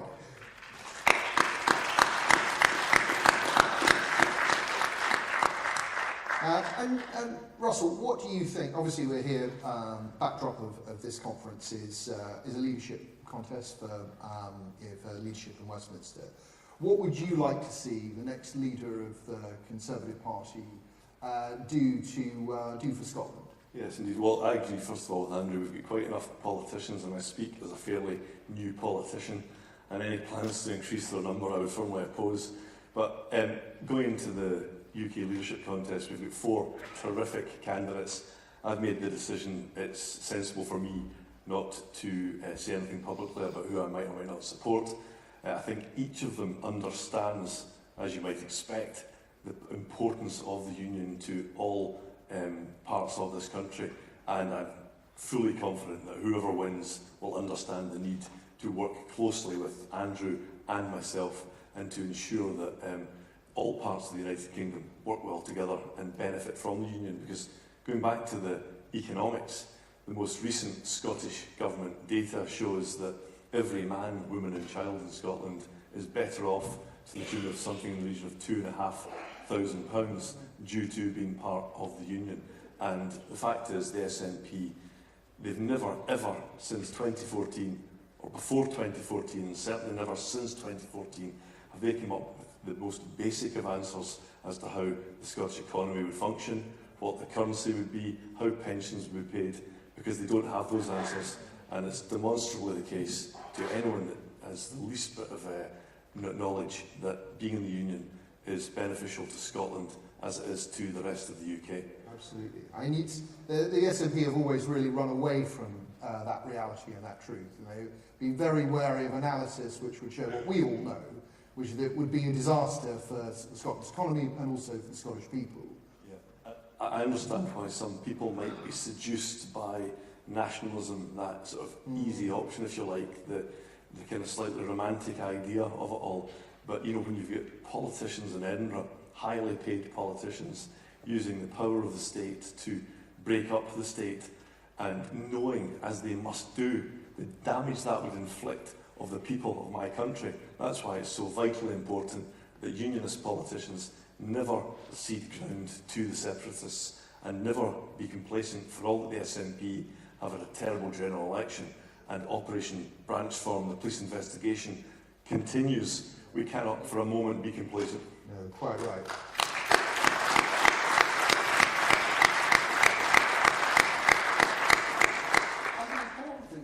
Is that any nationalist party has not made that economic argument, whether it be in Wales, whether it be in Scotland or Northern Ireland. They will make the one argument about independence and this utopia, this mirage that they want to create to the voters. But the reality is, when it comes to the economics of it, all four parts of the Union working together benefit from being one identity, one banner, one United Kingdom, sharing the resources of the Union. And let's not forget, the Union is the most successful union, socially, culturally and economically, that you'll find anywhere in the modern world. And so instead of trying to dismantle that, we as unionists should make sure that we're fighting the Union, the separatists, at any part of this country, whether that be in Scotland, whether that be in Wales or Northern Ireland, to hold us together, because the bonds that hold us together make us stronger together. No, absolutely. Just yesterday was the 25th anniversary event of the opening of the Scottish Parliament, and it was an absolute privilege as the new leader to be introduced to His Majesty the King and to hear from him. And he spoke incredibly movingly, and he said that his late mother had come to Balmoral to see out her final days, and it was incredibly touching. And you know, there wasn't anyone in that room who couldn't feel moved about the power of his speech, which symbolised, I think, the power of our enduring union. And what also struck me when I looked around at the SNP benches, I saw and counted 22 empty seats. So that was at least 1 in 3 of them hadn't even bothered to turn up. You know, going into the 2014 referendum, Alex Salmons tried to pretend that nothing would change, that we would have the monarchy, we would have pound sterling. Now Alex Salmons has discovered that he's actually a rabid Republican, and his new guise as leader of the Alba party. But deep down within the nationalist movement, of course, is an anti-monarchy sentiment, and that I think was evident by the fact so few of them turned up in Parliament yesterday to show their respect. Very disrespectful. Yeah. And they're also probably off in their camper vans, because SNP are phone in buying camper vans, aren't they? Well, they're campaign buses, aren't they? Yeah, it's the only time I think a political party in the accounts, nobody could figure out what the £120,000 was, and it appears to have been a very high-end German camper van, which, if anyone's interested, if you keep an eye on the Police Scotland auction website, at some point it will presumably be disposed of. There might be a bargain to be had. Jacuzzi included? Well, I'm sure we can negotiate. Going back to Alex Salmons, I mean, Alba had a very poor showing in the general election, didn't they? Yes, I mean, they've got one MSP who defected from the SNP, and she was one of the leadership rivals of Humza Yousaf and Kate Forbes, and she came third, this particular individual. And her big idea during the SNP leadership contest was that there should be what she described as an independence thermometer in towns and cities in Scotland, and the citizens could walk past and see how high or low the temperature was for independence. But that's the kind of crackpot ideas we're used to, frankly. It's like the headstone. Remember that from 2015, where Ed Miliband was going to put the tombstone and headstone in Downing Street Garden? Well, it ended up in a scrap heap, didn't it, somewhere? Yeah. And for all that we've had a bruising time of it, what people sometimes forget is the Scottish Conservative and Unionist Party went into the 2016 election at Holyrood and came back as the second largest party. We went into the 2021 election being written off and being told that, you've had your moment, and we came back as the second largest party, and Labour were nowhere. In this parliamentary term alone, Labour have voted with the SNP government more than 100 times. They backed gender self-ID, they backed the hate crime laws.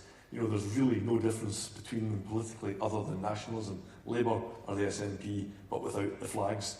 That is why it's so critically important going into 2026 that a strong, robust, confident Conservative Party in Scotland can really take opportunity of that. Absolutely. And Andrew, in Wales, and there was, I seem to remember a couple of years ago, there was talk from some Labour members that maybe the union had passed its sell-by date. Do you detect within the Labour Party in Wales an increasing sort of sub-independence movement? Well, there is that soft nationalist voice in the Welsh Labour Party. I mean, that's best emphasised and shown to the public by the former First Minister Mark Drakeford, who would have been a soft nationalist. But what they fail to appreciate, and I go back to this point, and as a unionist I don't think we can make this point enough, is the strength and power of the union to hold us together in a beneficial way that benefits some of the weakest and most underprivileged in our society by sharing the resources of the union.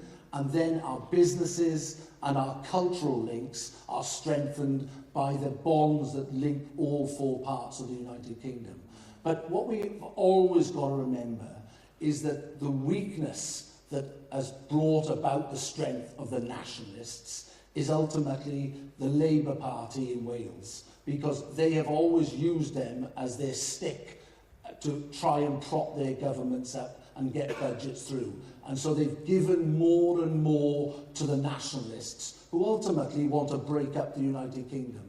And if they carry on the current trajectory with more powers and more devolution, that ultimately will be their end goal. We have a proud tradition as a party that created a full legislative Welsh Parliament, a tax-raising Welsh Parliament, and an executive government form of administration in Wales. That's it. There is no need for any more. What we need to do is make sure as Welsh Conservatives that our manifesto talks about the people's priorities. And that's about getting to see a doctor, putting a roof over your head, getting a quality job that pays a decent take-home wage. And ultimately, if you've got kids, that child gets the best education possible so that their potential is realised, and ultimately they can open the doors to the ambition that everyone wants for their children. Absolutely.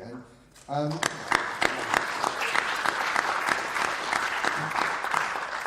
do you think there's a chance, Labour obviously has this very large majority in Westminster, do you think there's a chance that we will see them play around with more devolution for devolution's sake? Do you think that that's something that might emerge during the course of the Starmer premiership? Oh, I have no doubt about that. I mean, they set up the Constitutional Commission that looked into further law-making powers on criminal justice, for example, and there's been an argument time and time again that they want to see criminal justice in Cardiff Bay.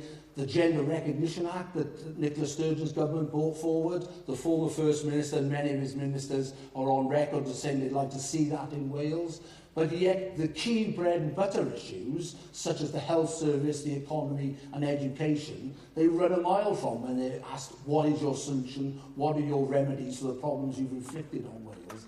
And I was talking to someone a little earlier out in the concourse, and they were saying about David T.C. Davis when he was Secretary of State, calling for that independent inquiry into Betsy Cadwaladr, which is the North Wales Health Board, about preventable deaths, because there have been numerous preventable deaths in that health board. And the people of North Wales, I can see colleagues at the back there representing Gareth Davis from the Vale of Clwyd, who, by the way, just won a cracking council by-election, a ward that Labour had...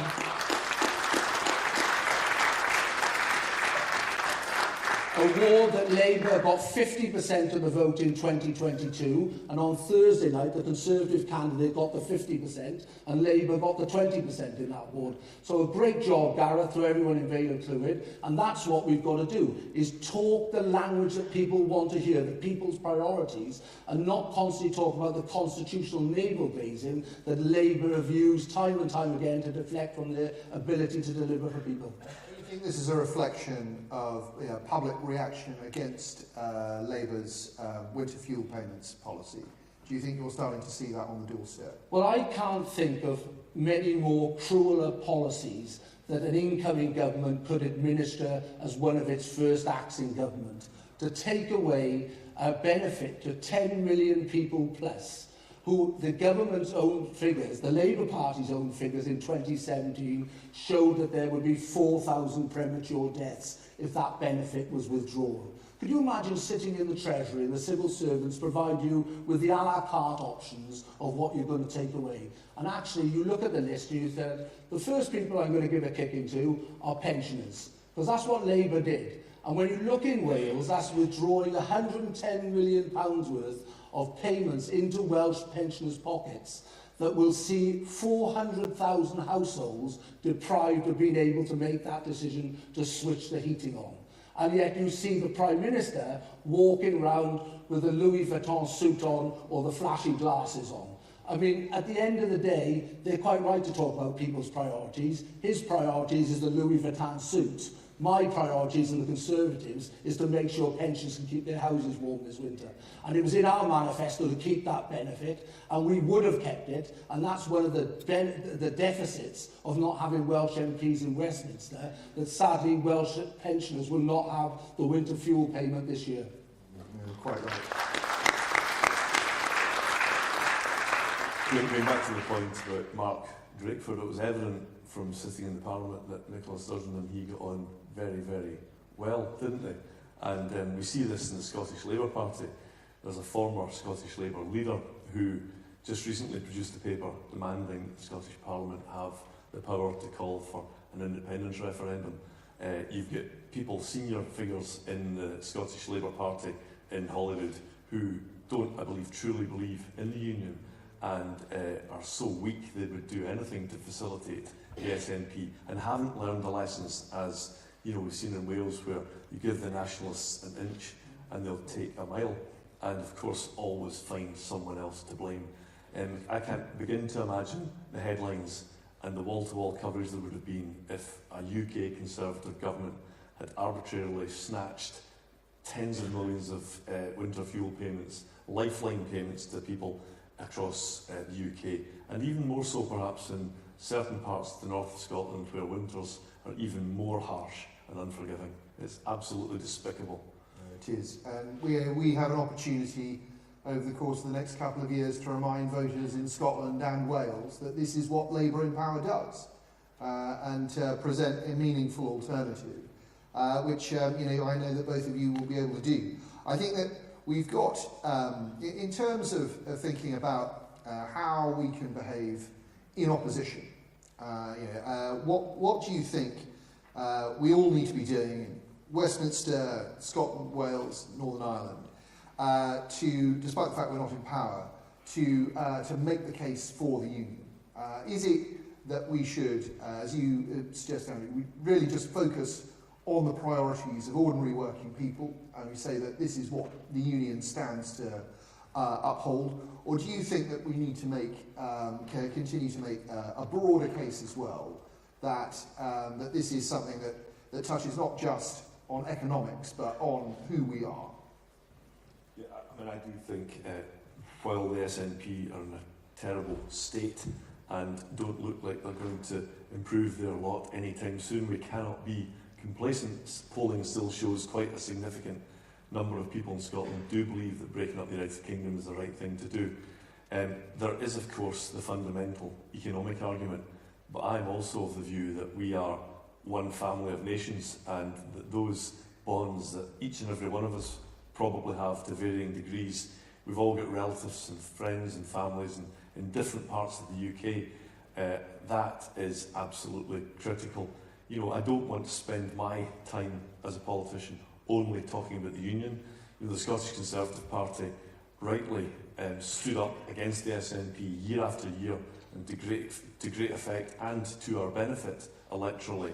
But now going forward, we need to put that to one side and talk about the issues that matter to people. Talking about education, talking about housing, talking about the economy, and show people that after 25 years of this failed socialist consensus at Holyrood, that a Conservative future is in the best interests of Scotland.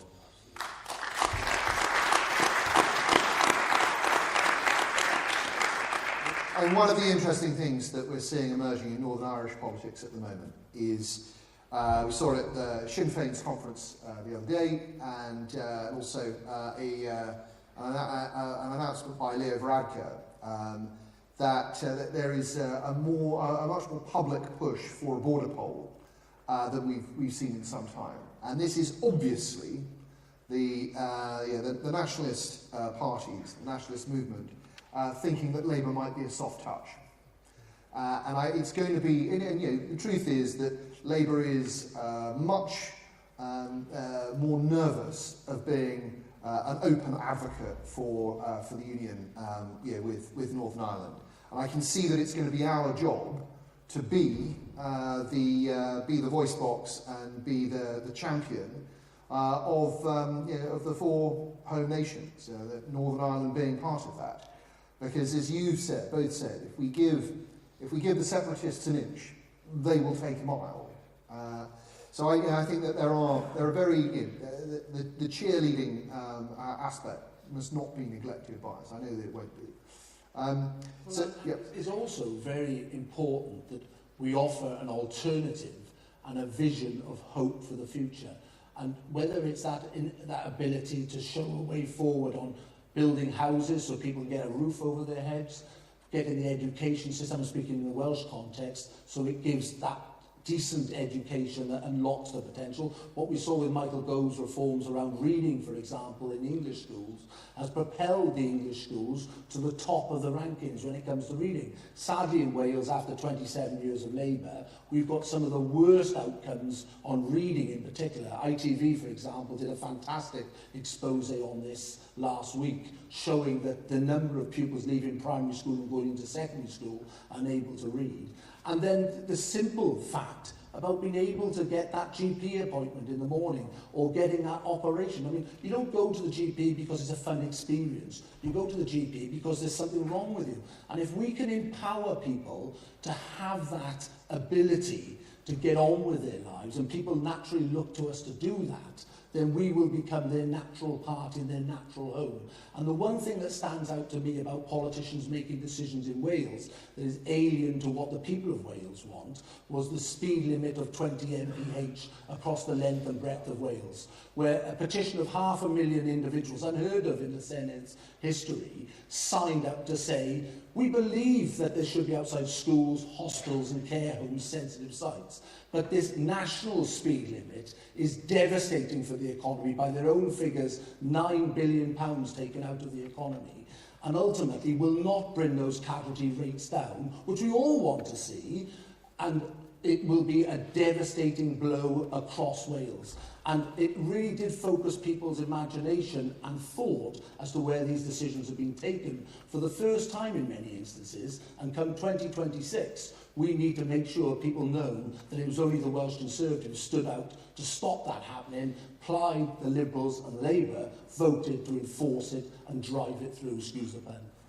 The biggest surprise about the 20-mile-an-hour speed limit in Wales is the SNP haven't gone for a 10-mile-an-hour speed limit in Scotland.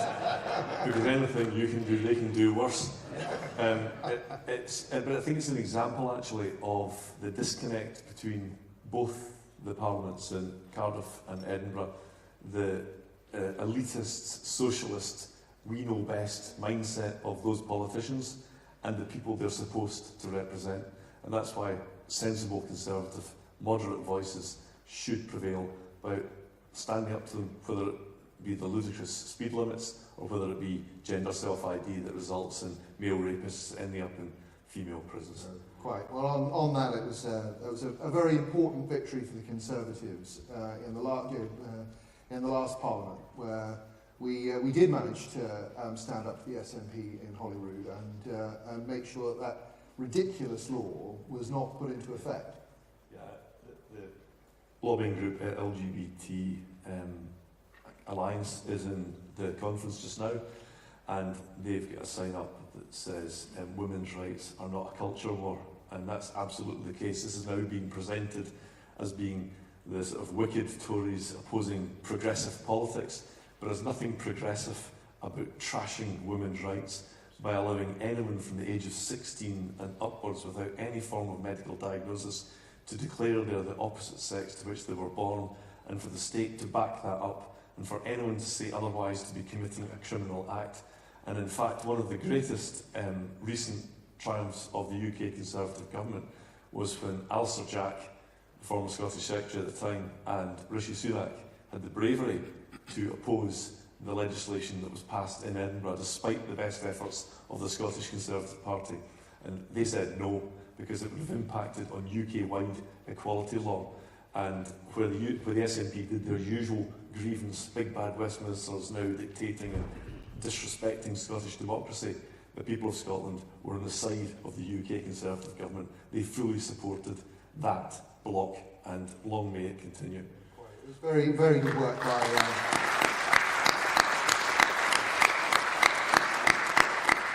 by Alistair Jack and Kemi Badenoch, and he was the Equalities Minister at the time. It was, and I saw similar case when I was in the Cabinet Office in the last Parliament.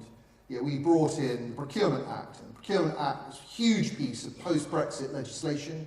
For the first time in over 40 years, we were able to sweep away some extremely cumbersome and unbusiness-friendly regulations and replace them with state-of-the-art improvements. And pleased to say that Wales signed up, and the Scottish Government didn't, because it was an initiative of Westminster. And so all of the advantages that we're now granting to small and medium-sized enterprises, making it easier for them to get big government contracts, making it easier for them to be involved in public procurement, none of those benefits will go to businesses in Scotland. And we have to be the people who are reminding voters in Scotland that it's the SNP that turns down these opportunities, turns down the opportunities of being part of the Union. Well, outside the Scottish Parliament building on the flagpoles still flies the EU flag. They cannot accept that it's over, that we're out. But even now they're aligning themselves every turn to EU regulation where they can, under the pretence that Scotland will leave the UK and somehow miraculously join the European Union. It's an absolute folly. Yeah, quite right. Well, gentlemen, we're very nearly out of time. Andrew, do you have any final thoughts for this conference? What are you hoping to hear whilst you're here? Well, I'm looking forward to hearing the four candidates who are standing for leader, and I think it's really important that as a party we recognise and we feel that pain that July the 4th into July the 5th delivered for us. And we all feel what it did to us in our guts, because we are a party that should be giving the country that conservative voice, that centre-right voice. And sadly, people felt that they couldn't give us that vote this time round. We must never, ever allow that to happen again as a party, because people are counting on us and people trust us to deliver and empower them to get on in life. And that's what I want this conference to be about: review and rebuild. And so that we're fit for purpose come 2026, when we face the Welsh electorate for the Welsh parliamentary elections, and we're fit for purpose for the general election and the local elections in 2029 and 2027 in Wales. And we give people that voice and that hope and that passion that they could see and should see every time as Conservatives when we stand on a ballot. Thanks very much, Andrew. And that's right, isn't it, Roscoe? It's all to play for. We may have suffered a historic defeat, but this lot are making a complete pig's breakfast of the whole thing. Yep. And this is our chance to regroup and move forward together. That stirring moment there almost made me want to move to Wales. There's quite a few people wanting to move up to Wales. Yeah, as long as you drive slowly. Yeah. It's... what was the question, sorry? It's all to play for, isn't it? Yes, it is. I mean, 2026... The SNP are in a very bad way. I do worry slightly that such is the gross incompetence of the UK Labour government, that will be to the SNP's benefit. You know, we've already seen polling suggesting that the winter fuel payment issue alone is causing people who voted Labour in Scotland to have second thoughts about that. So all we can continue to do is fight for conservative values, come up with sensible, credible Conservative policies that show people that we're on their side. And of course we'll always be unionists, that's in our name, it's in our DNA, but we also have to remind people why we're Conservatives and why our values align so often with those of mainstream Scotland.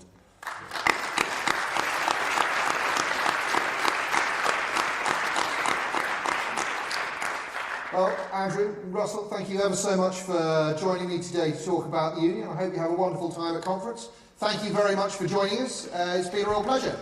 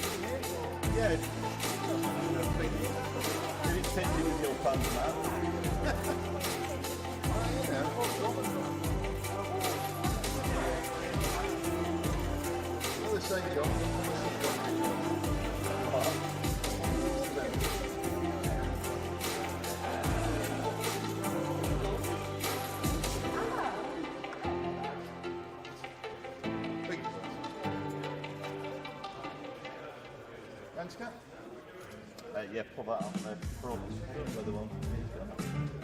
Yeah, just put it on the front.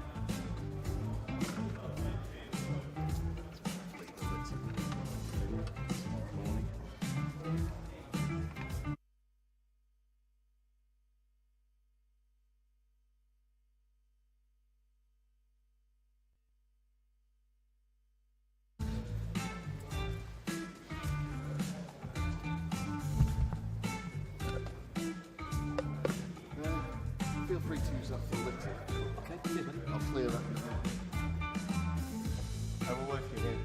Okay, yeah. So through that door that I came through, which you showed me, the truck's right out there. Give him to Robert. Robert. Yeah, the grumpy one. Yeah.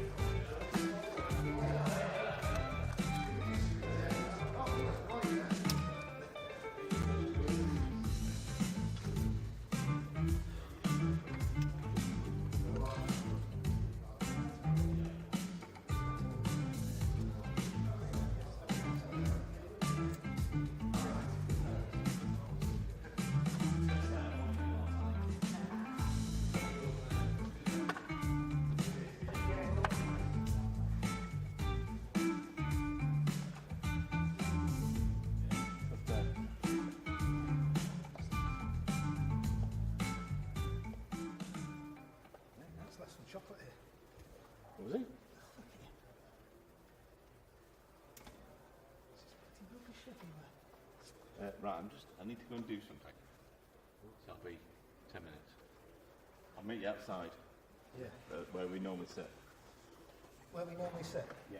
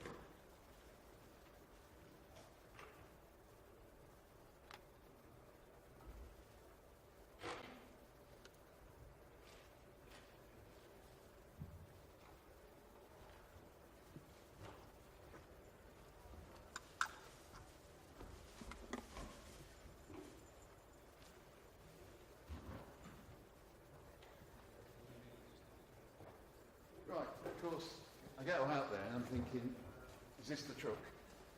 Did you find it? Well, I found a truck and there was a charger in there. With a load of other ones in there. And I just was hoping to put in the right one, so I took a picture. There's no mark, look, I will manage to find wrong with the truck. Is that okay? Yeah. So I put it on, I put them on glare charger. Black and white. So,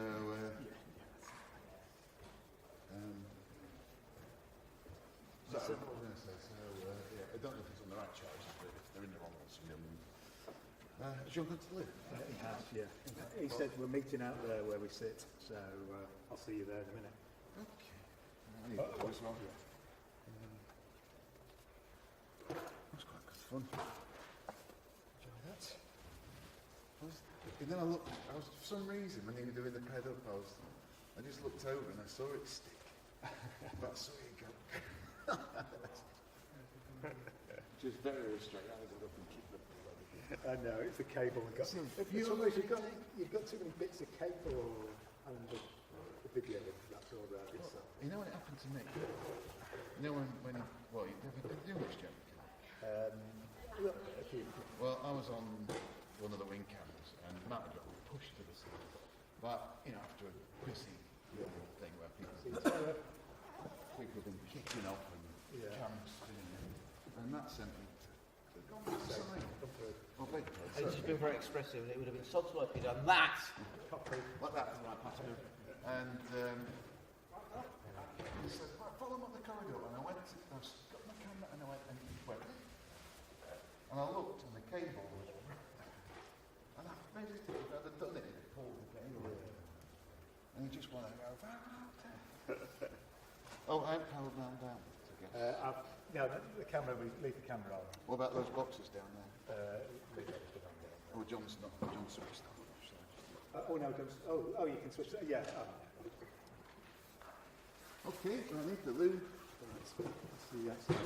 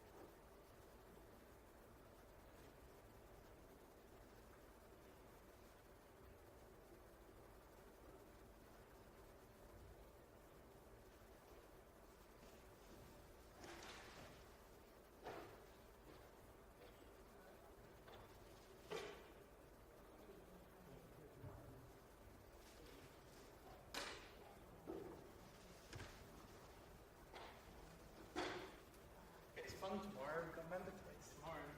It gets fun tomorrow. Probably random people speaking.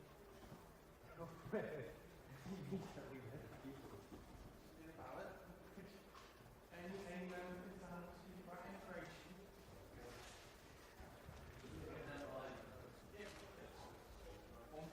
No one's whistling, isn't it?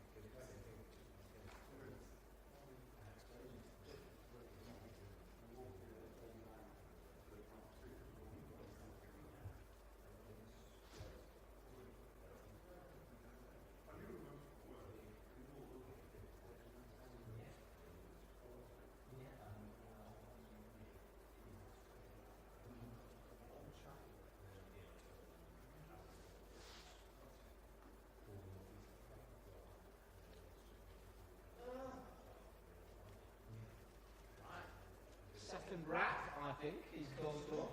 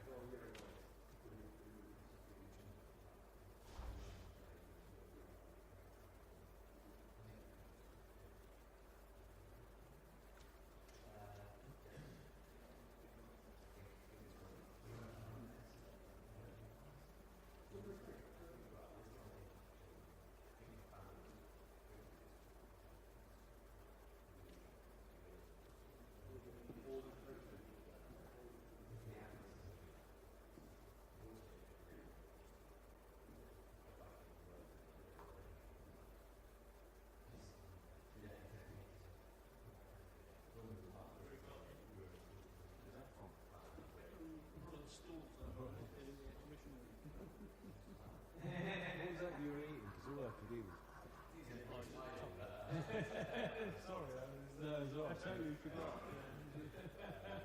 It's like someone's having chewing gum.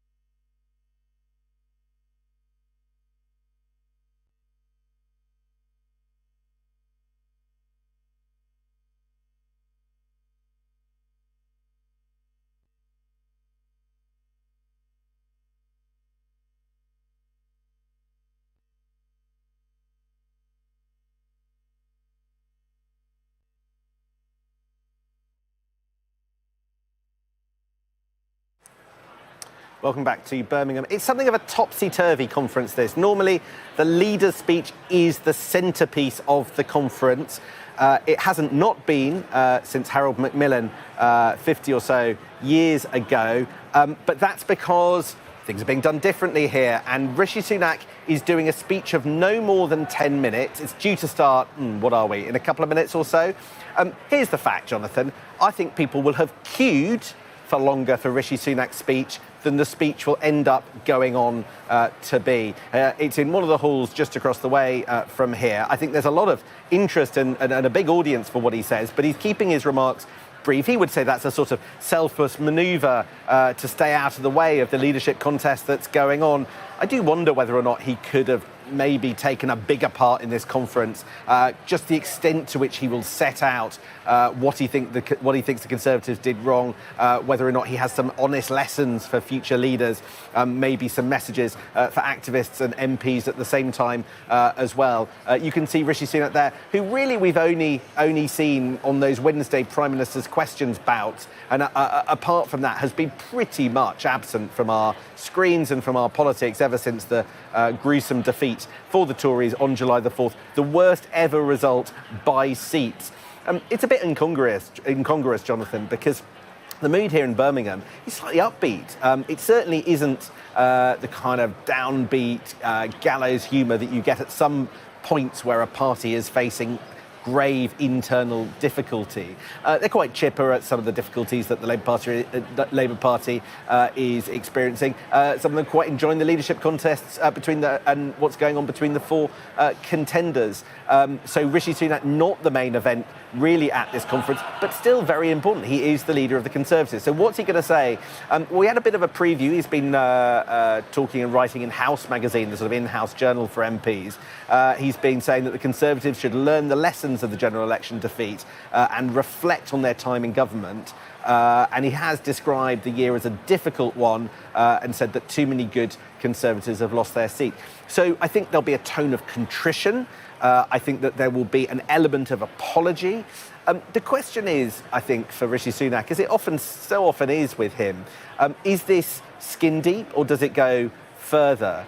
Sometimes where Rishi Sunak proffers these apologies, perhaps like he did after D-Day, you get the sense that he's going through the motions. Has he properly thought what his messages are to the Conservative Party membership, the Tory family, MPs and the like? Or is he just dashing this one off like homework on the school bus before he leaves the stage and the Conservative Party front rank forever? I think that's what I'm looking for. It's very hard to imagine a speech of a great deal of depth in under 10 minutes, which is what we are promised, because there are lots and lots of tensions, policy issues and things that this conference really needs to sort of face up to after a tumultuous period in British politics, the most turbulent decade that we've seen for many, many. And I think that the question is this something that speaks more profoundly to that? Or does the manner in which Rishi Sunak's speaks kind of reflect his uneasy relationship with the party? I mean, don't forget, this is a party that declined to choose him for the leadership and went for Liz Truss instead. And only when Liz Truss resigned in 2022 did Rishi Sunak take the crown from her and in a coronation become Prime Minister. So you can imagine that the ex-Prime Minister, that still for the next few days leader of the opposition, doesn't have a great deal of time and love lost for the people that he's addressing. In some ways, the membership, perhaps in his worldview, represents a body of people who make the wrong decision. Certainly they did when it came to him, in his view. So this is it'll be fascinating to watch both what Rishi Sunak says, that air of contrition, that kind of that likely apology of sorts, but also the reaction of the audience. Just to let you behind the scenes a little bit, Jonathan, sadly, unusually, staggeringly, we're not allowed to show the audience this time for this speech. Often we can film members of the audience and show you just what they think of a speaker, but funnily enough, on this occasion, they've denied it, not because they're worried that the seats won't be filled. The hall, as far as I can tell, is absolutely packed, and the queue was snaking round the Birmingham Convention Centre. I think more the issue is that they don't want to see to show anything that might query the pitch and question the reaction for Rishi Sunak as he does a short and he hopes graceful bow out from public life, from politics. He will remain as leader of the opposition until the first Saturday in November. That's the date where we will finally discover who his successor actually is. By that point, there will be just 2 candidates, and the Tory party membership, which is probably in the 50,000-60,000 mark, will have voted who their preferred candidate is. And at that point, Rishi Sunak will hand over the baton, at that point becoming just a backbench MP. Now, he's told us many times he's going to stay as that MP for Richmond in Yorkshire for the duration of the Parliament. All I'll say is let's see and sort of check whether that's the case in the event. But we are now going to see the final few events of him as Tory leader, including one coming up imminently.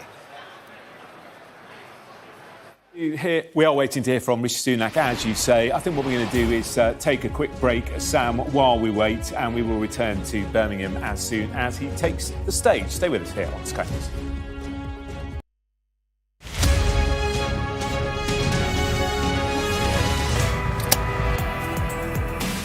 I'm Dan Whitehead, and I'm Sky's West of England correspondent.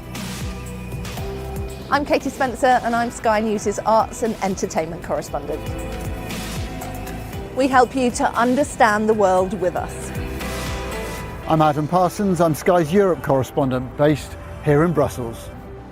We take you to the heart of stories that shape our world. I'm Lisa Dowd and I'm one of Sky's Midlands correspondents. The reason I do this job is because you never know where it's going to lead. Weeknights on Sky News. This is your chance. Tell people. Welcome to the Politics Hub. Our police force has apologised. If you want to find out about Grimsby, you come to the docks. I'm live in Jerusalem. Are you not concerned that that could lead to all-out war? Hello there, good evening. There are fears of an upsurge in violence. What's at stake here? You are watching the press preview, a first look at the front pages as they arrive. I saw police being forced or pushing young men and women to the ground as they made almost 100 arrests. Will the cold affect your voters? Well, we have a lot of tremendous support. Free, wherever you get your news. The people here know that worse storms may well be on their way. I'm Martha Kellner and I'm Sky's US correspondent based here in Los Angeles. I'm Alex Crawford and I'm Sky's special correspondent based in Istanbul. We aim to be the best and the most trusted place for news.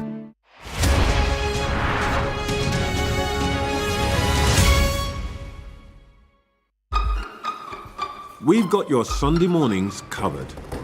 From the front page and the sounds of the streets to the voices of the people who make the major calls and big picture politics beyond Westminster. We'll put you at the heart of our story. A new start to Sunday. I'm ready. Are you? Join me, Trevor Phillips, Sunday mornings on Sky News. There's always more to the news than a headline. We want to discover, to delve a little deeper, to find out what's really going on. Explanation, analysis, the people at the heart of every story. I'm Neil Patterson, and this is the Sky News Daily Podcast. So, by the end, we'll hopefully all understand what's going on in the world just that little better. Available wherever you get your podcasts.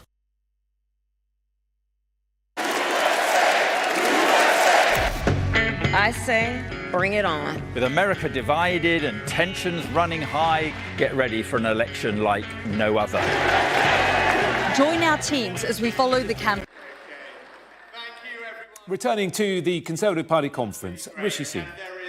A brilliant buzz at this conference, isn't there? It's fantastic, terrific energy, thousands of you here. We've got members, councillors, MPs, businesses. In fact, it's such a hot ticket, I'm surprised that Keir Starmer hasn't asked somebody to buy him one. want to start by saying thank you. Thank you for everything that you do for our party and the support that you've always given Uchler and me. You all worked tirelessly during the election campaign, and I'm only sorry that I could not deliver the result that your efforts deserved. And as you know, this is my final conference as leader. A new leader of our party will be announced in just 5 weeks' time. So I'm not delivering the usual leader's speech, and instead, this week, the stage will be for the 4 leadership candidates. This conference should be about their message to you, about the future of our party and our country. One of them will be our next leader, and this is their time to show you what they will bring to the role, to inspire you, and it is important that they have the opportunity to do that without distraction. But I did want to be here to say a proper thank you to you all. You, the members, are the spine of our party. You will be central to us winning again. It is you who take our message to the country. It is you who are on the doorsteps in all weathers, and it is you who embody our party's values. But you are not only the backbone of our country, our party, but our communities too.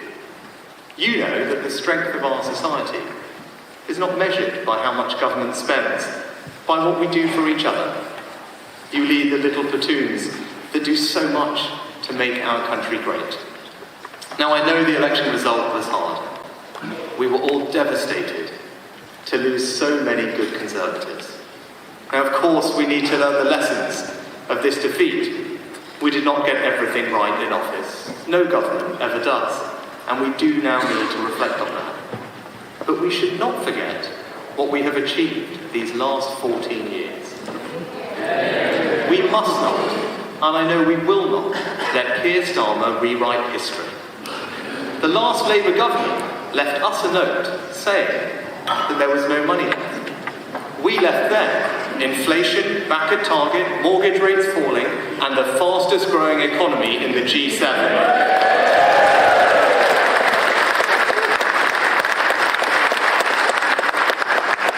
When I became Prime Minister, I was determined to restore stability to our economy, and we did.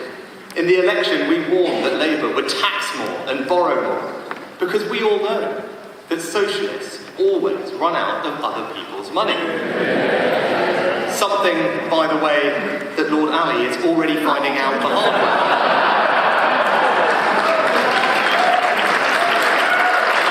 I think I got it. But looking back over the last 40 years, we Conservatives made our country fairer and stronger. We steered this nation through the biggest challenges we have faced since the Second World War. Okay, great. The first pandemic in over 100 years. The return of war to the European continent. The biggest spike in global energy prices in half a century. But despite having to contend with all those challenges, we left office with 4 million more people in work. That's 4 million people having their lives transformed. 4 million more people knowing the confidence, security and purpose that a job brings. And we Conservatives, under David, took the difficult but necessary decisions to repair the public finances and control the national debt. And that meant that when COVID hit, we could support people and businesses with furlough, provide record funding to the NHS, and deliver the fastest vaccine rollout in the world anywhere.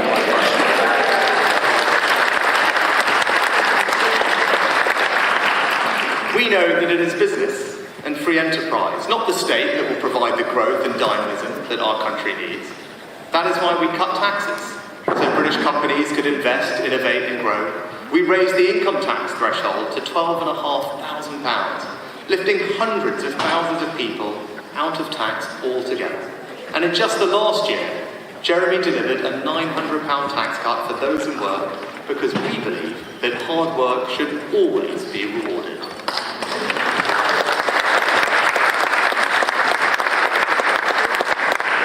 We also know that a good education is the best way to spread opportunity and create a more prosperous society. So led by Michael, we took on the blob, its failed ideology, the soft bigotry of low expectations, and reformed our education system. The result? Our children are now the best readers in the Western world. We have given a whole generation opportunities that they would not have otherwise had. And our country will reap the benefit of those reforms for generations to come, and that is a legacy we Conservatives should be proud of.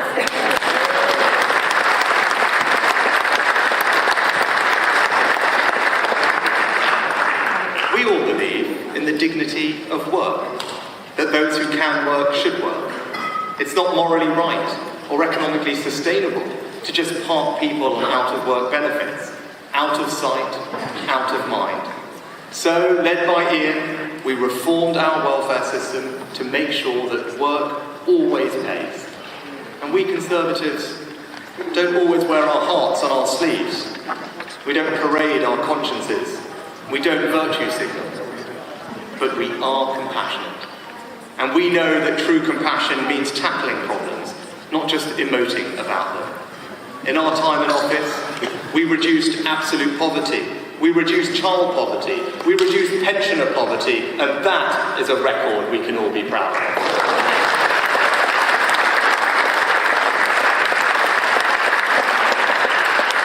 And we Conservatives also believe that those who have worked hard all their lives and contributed so much to our country deserve security and respect in retirement. That's why we introduced the triple lock, to ensure that the insult of Labour's 75p pension rise could never be repeated. And that's why we will continue to oppose Rachel Reeves' cruel decision to take the winter fuel allowance away from pensioners on as little as £13,000, while handing highly paid train drivers almost a £10,000 train ride.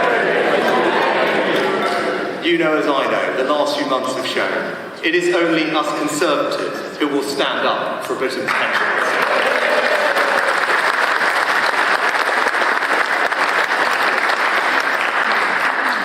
We strengthened our United Kingdom, with the forces of separatism now in retreat.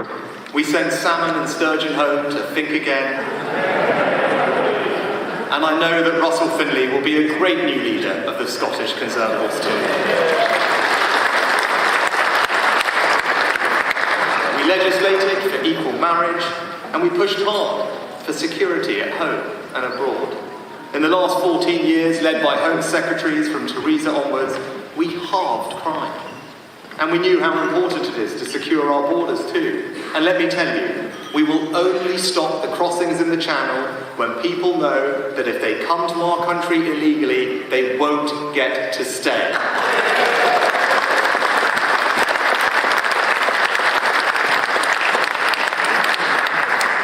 We made our country more energy secure, with more nuclear, more British oil and gas, and more renewables. No major economy has reduced its emissions faster than us, and we should be proud of that achievement. But Claire also led the way in taking a pragmatic approach to net zero. Unlike Ed Miliband, we Conservatives put family finances and our country's energy security ahead of blindless eco-zealotry. And it says everything about Labour, that they want to kill off the North Sea and abandon our nuclear strategy. And if they carry on like this Labour government won't need anyone else to turn the lights off. But with Boris, we got Brexit done, made new trade deals around the world. Using our Brexit freedoms, we opened up new markets. We overtook France, the Netherlands, Japan, to become the 4th largest exporter in the world. And we Conservatives know that the first duty of government is the defence of the realm. So we gave our forces new capabilities, persuaded other NATO members to spend more on defence, led the push to increase defence spending to 2.5%, built new alliances with America, Australia, Japan, and led the world in supporting Ukraine because Britain never bows to tyrants.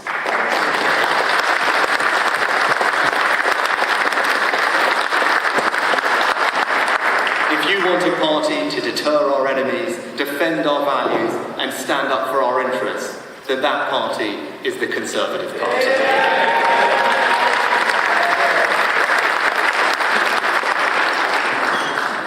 And We did not get everything right. No government ever does. But that, in sum, my friends, is a record we can and should all be mighty proud of.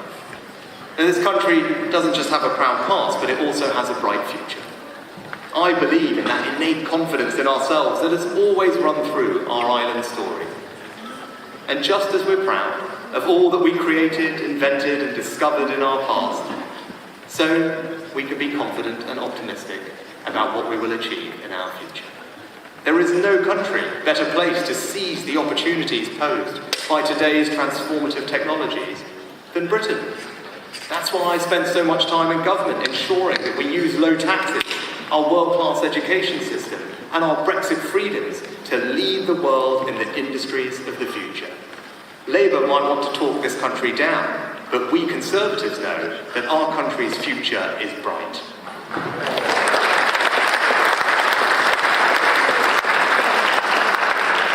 And just as I'm optimistic about our country's long-term future, I'm optimistic about our party's future too. We have talented new MPs who are already holding the new Labour government to account. They're highlighting that Labour has created consumer confidence and business confidence, lost control of public sector pay, and scrapped our fully funded plans to increase defence spending to 2.5% to keep our country safe. In James, Kemi, Robert and Tom, we have a slate of strong leadership candidates. Now, I've sat around the cabinet table with all of them, and I can tell you they are all good Conservatives who would lead this country well and be better Prime Ministers than Keir Starmer.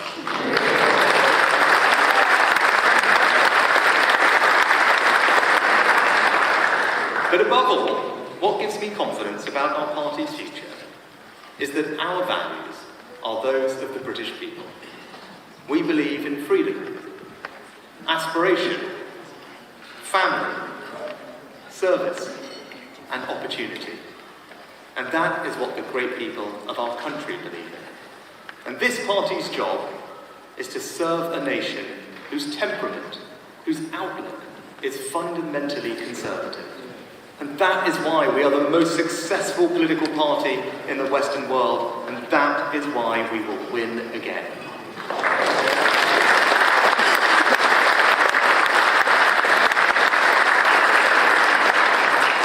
We know that people spend their money better than governments do. We know that the greatest driver of our economy and our society is people's desire to work hard, to improve their lives and that of their children.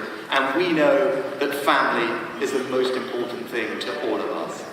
We aren't interested in what people are, but who they are. We don't label people. We judge them on their merits. And I will always be proud that it is our party, not the Labour Party, that has produced Britain's first ethnic minority Prime Minister, its first 3 female Prime Ministers, and its first non-white Prime Minister.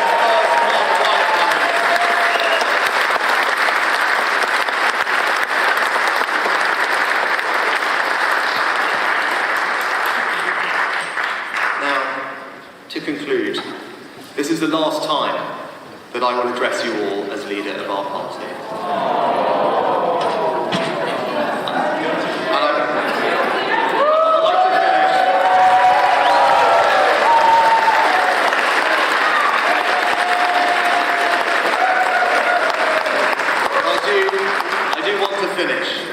With one final ask of all of you.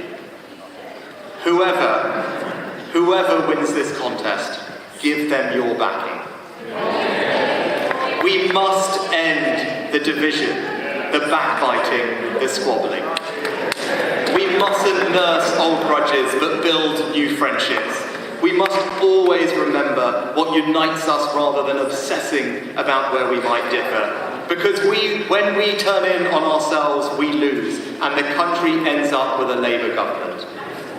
Now, you don't need somebody else to buy you a pair of designer glasses to see that the shine is coming off Keir Starmer already. People can see that Labour weren't frank with them at the election, that Labour still believe that Whitehall knows better than you, that Labour are making the wrong choices for our country. But if we Conservatives are going to get back into office so that we can once more deliver for the British people, then our new leader is going to need your support. So let's use this conference to look to the future and ensure that one of our 4 candidates is not just the next leader of our party, but our next Prime Minister too.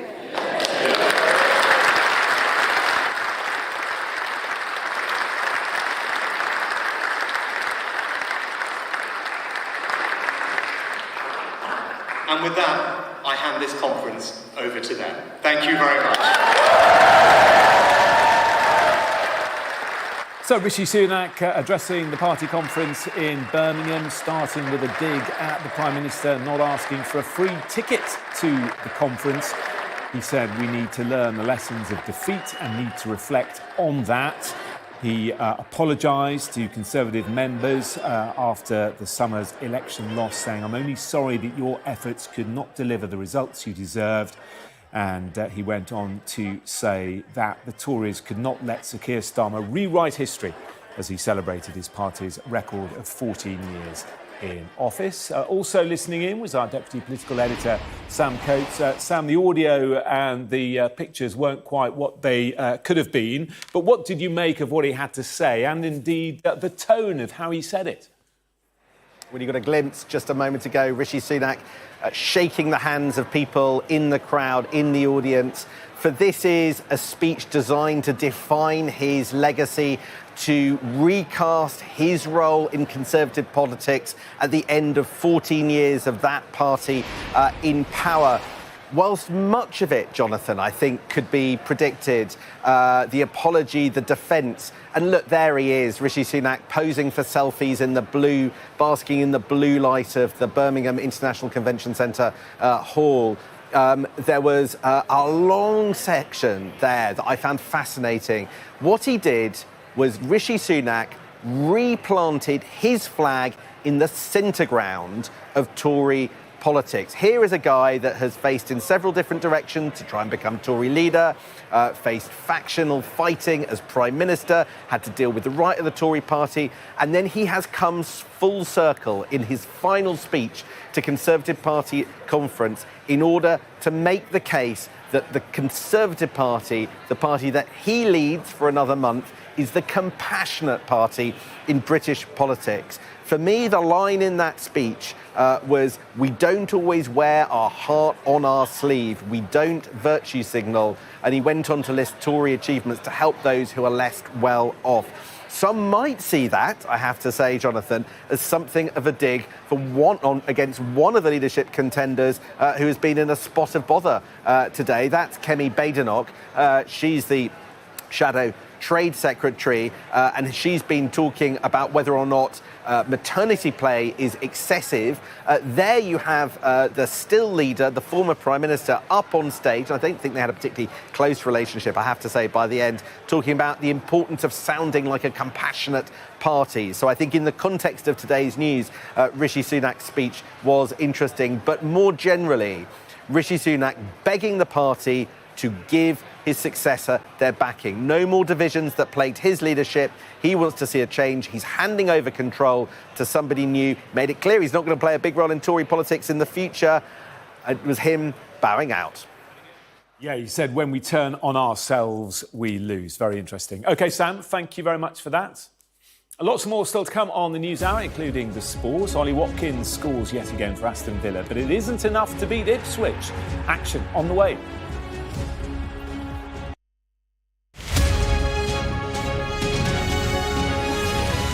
Play Sky News. From the Sky News Centre, it's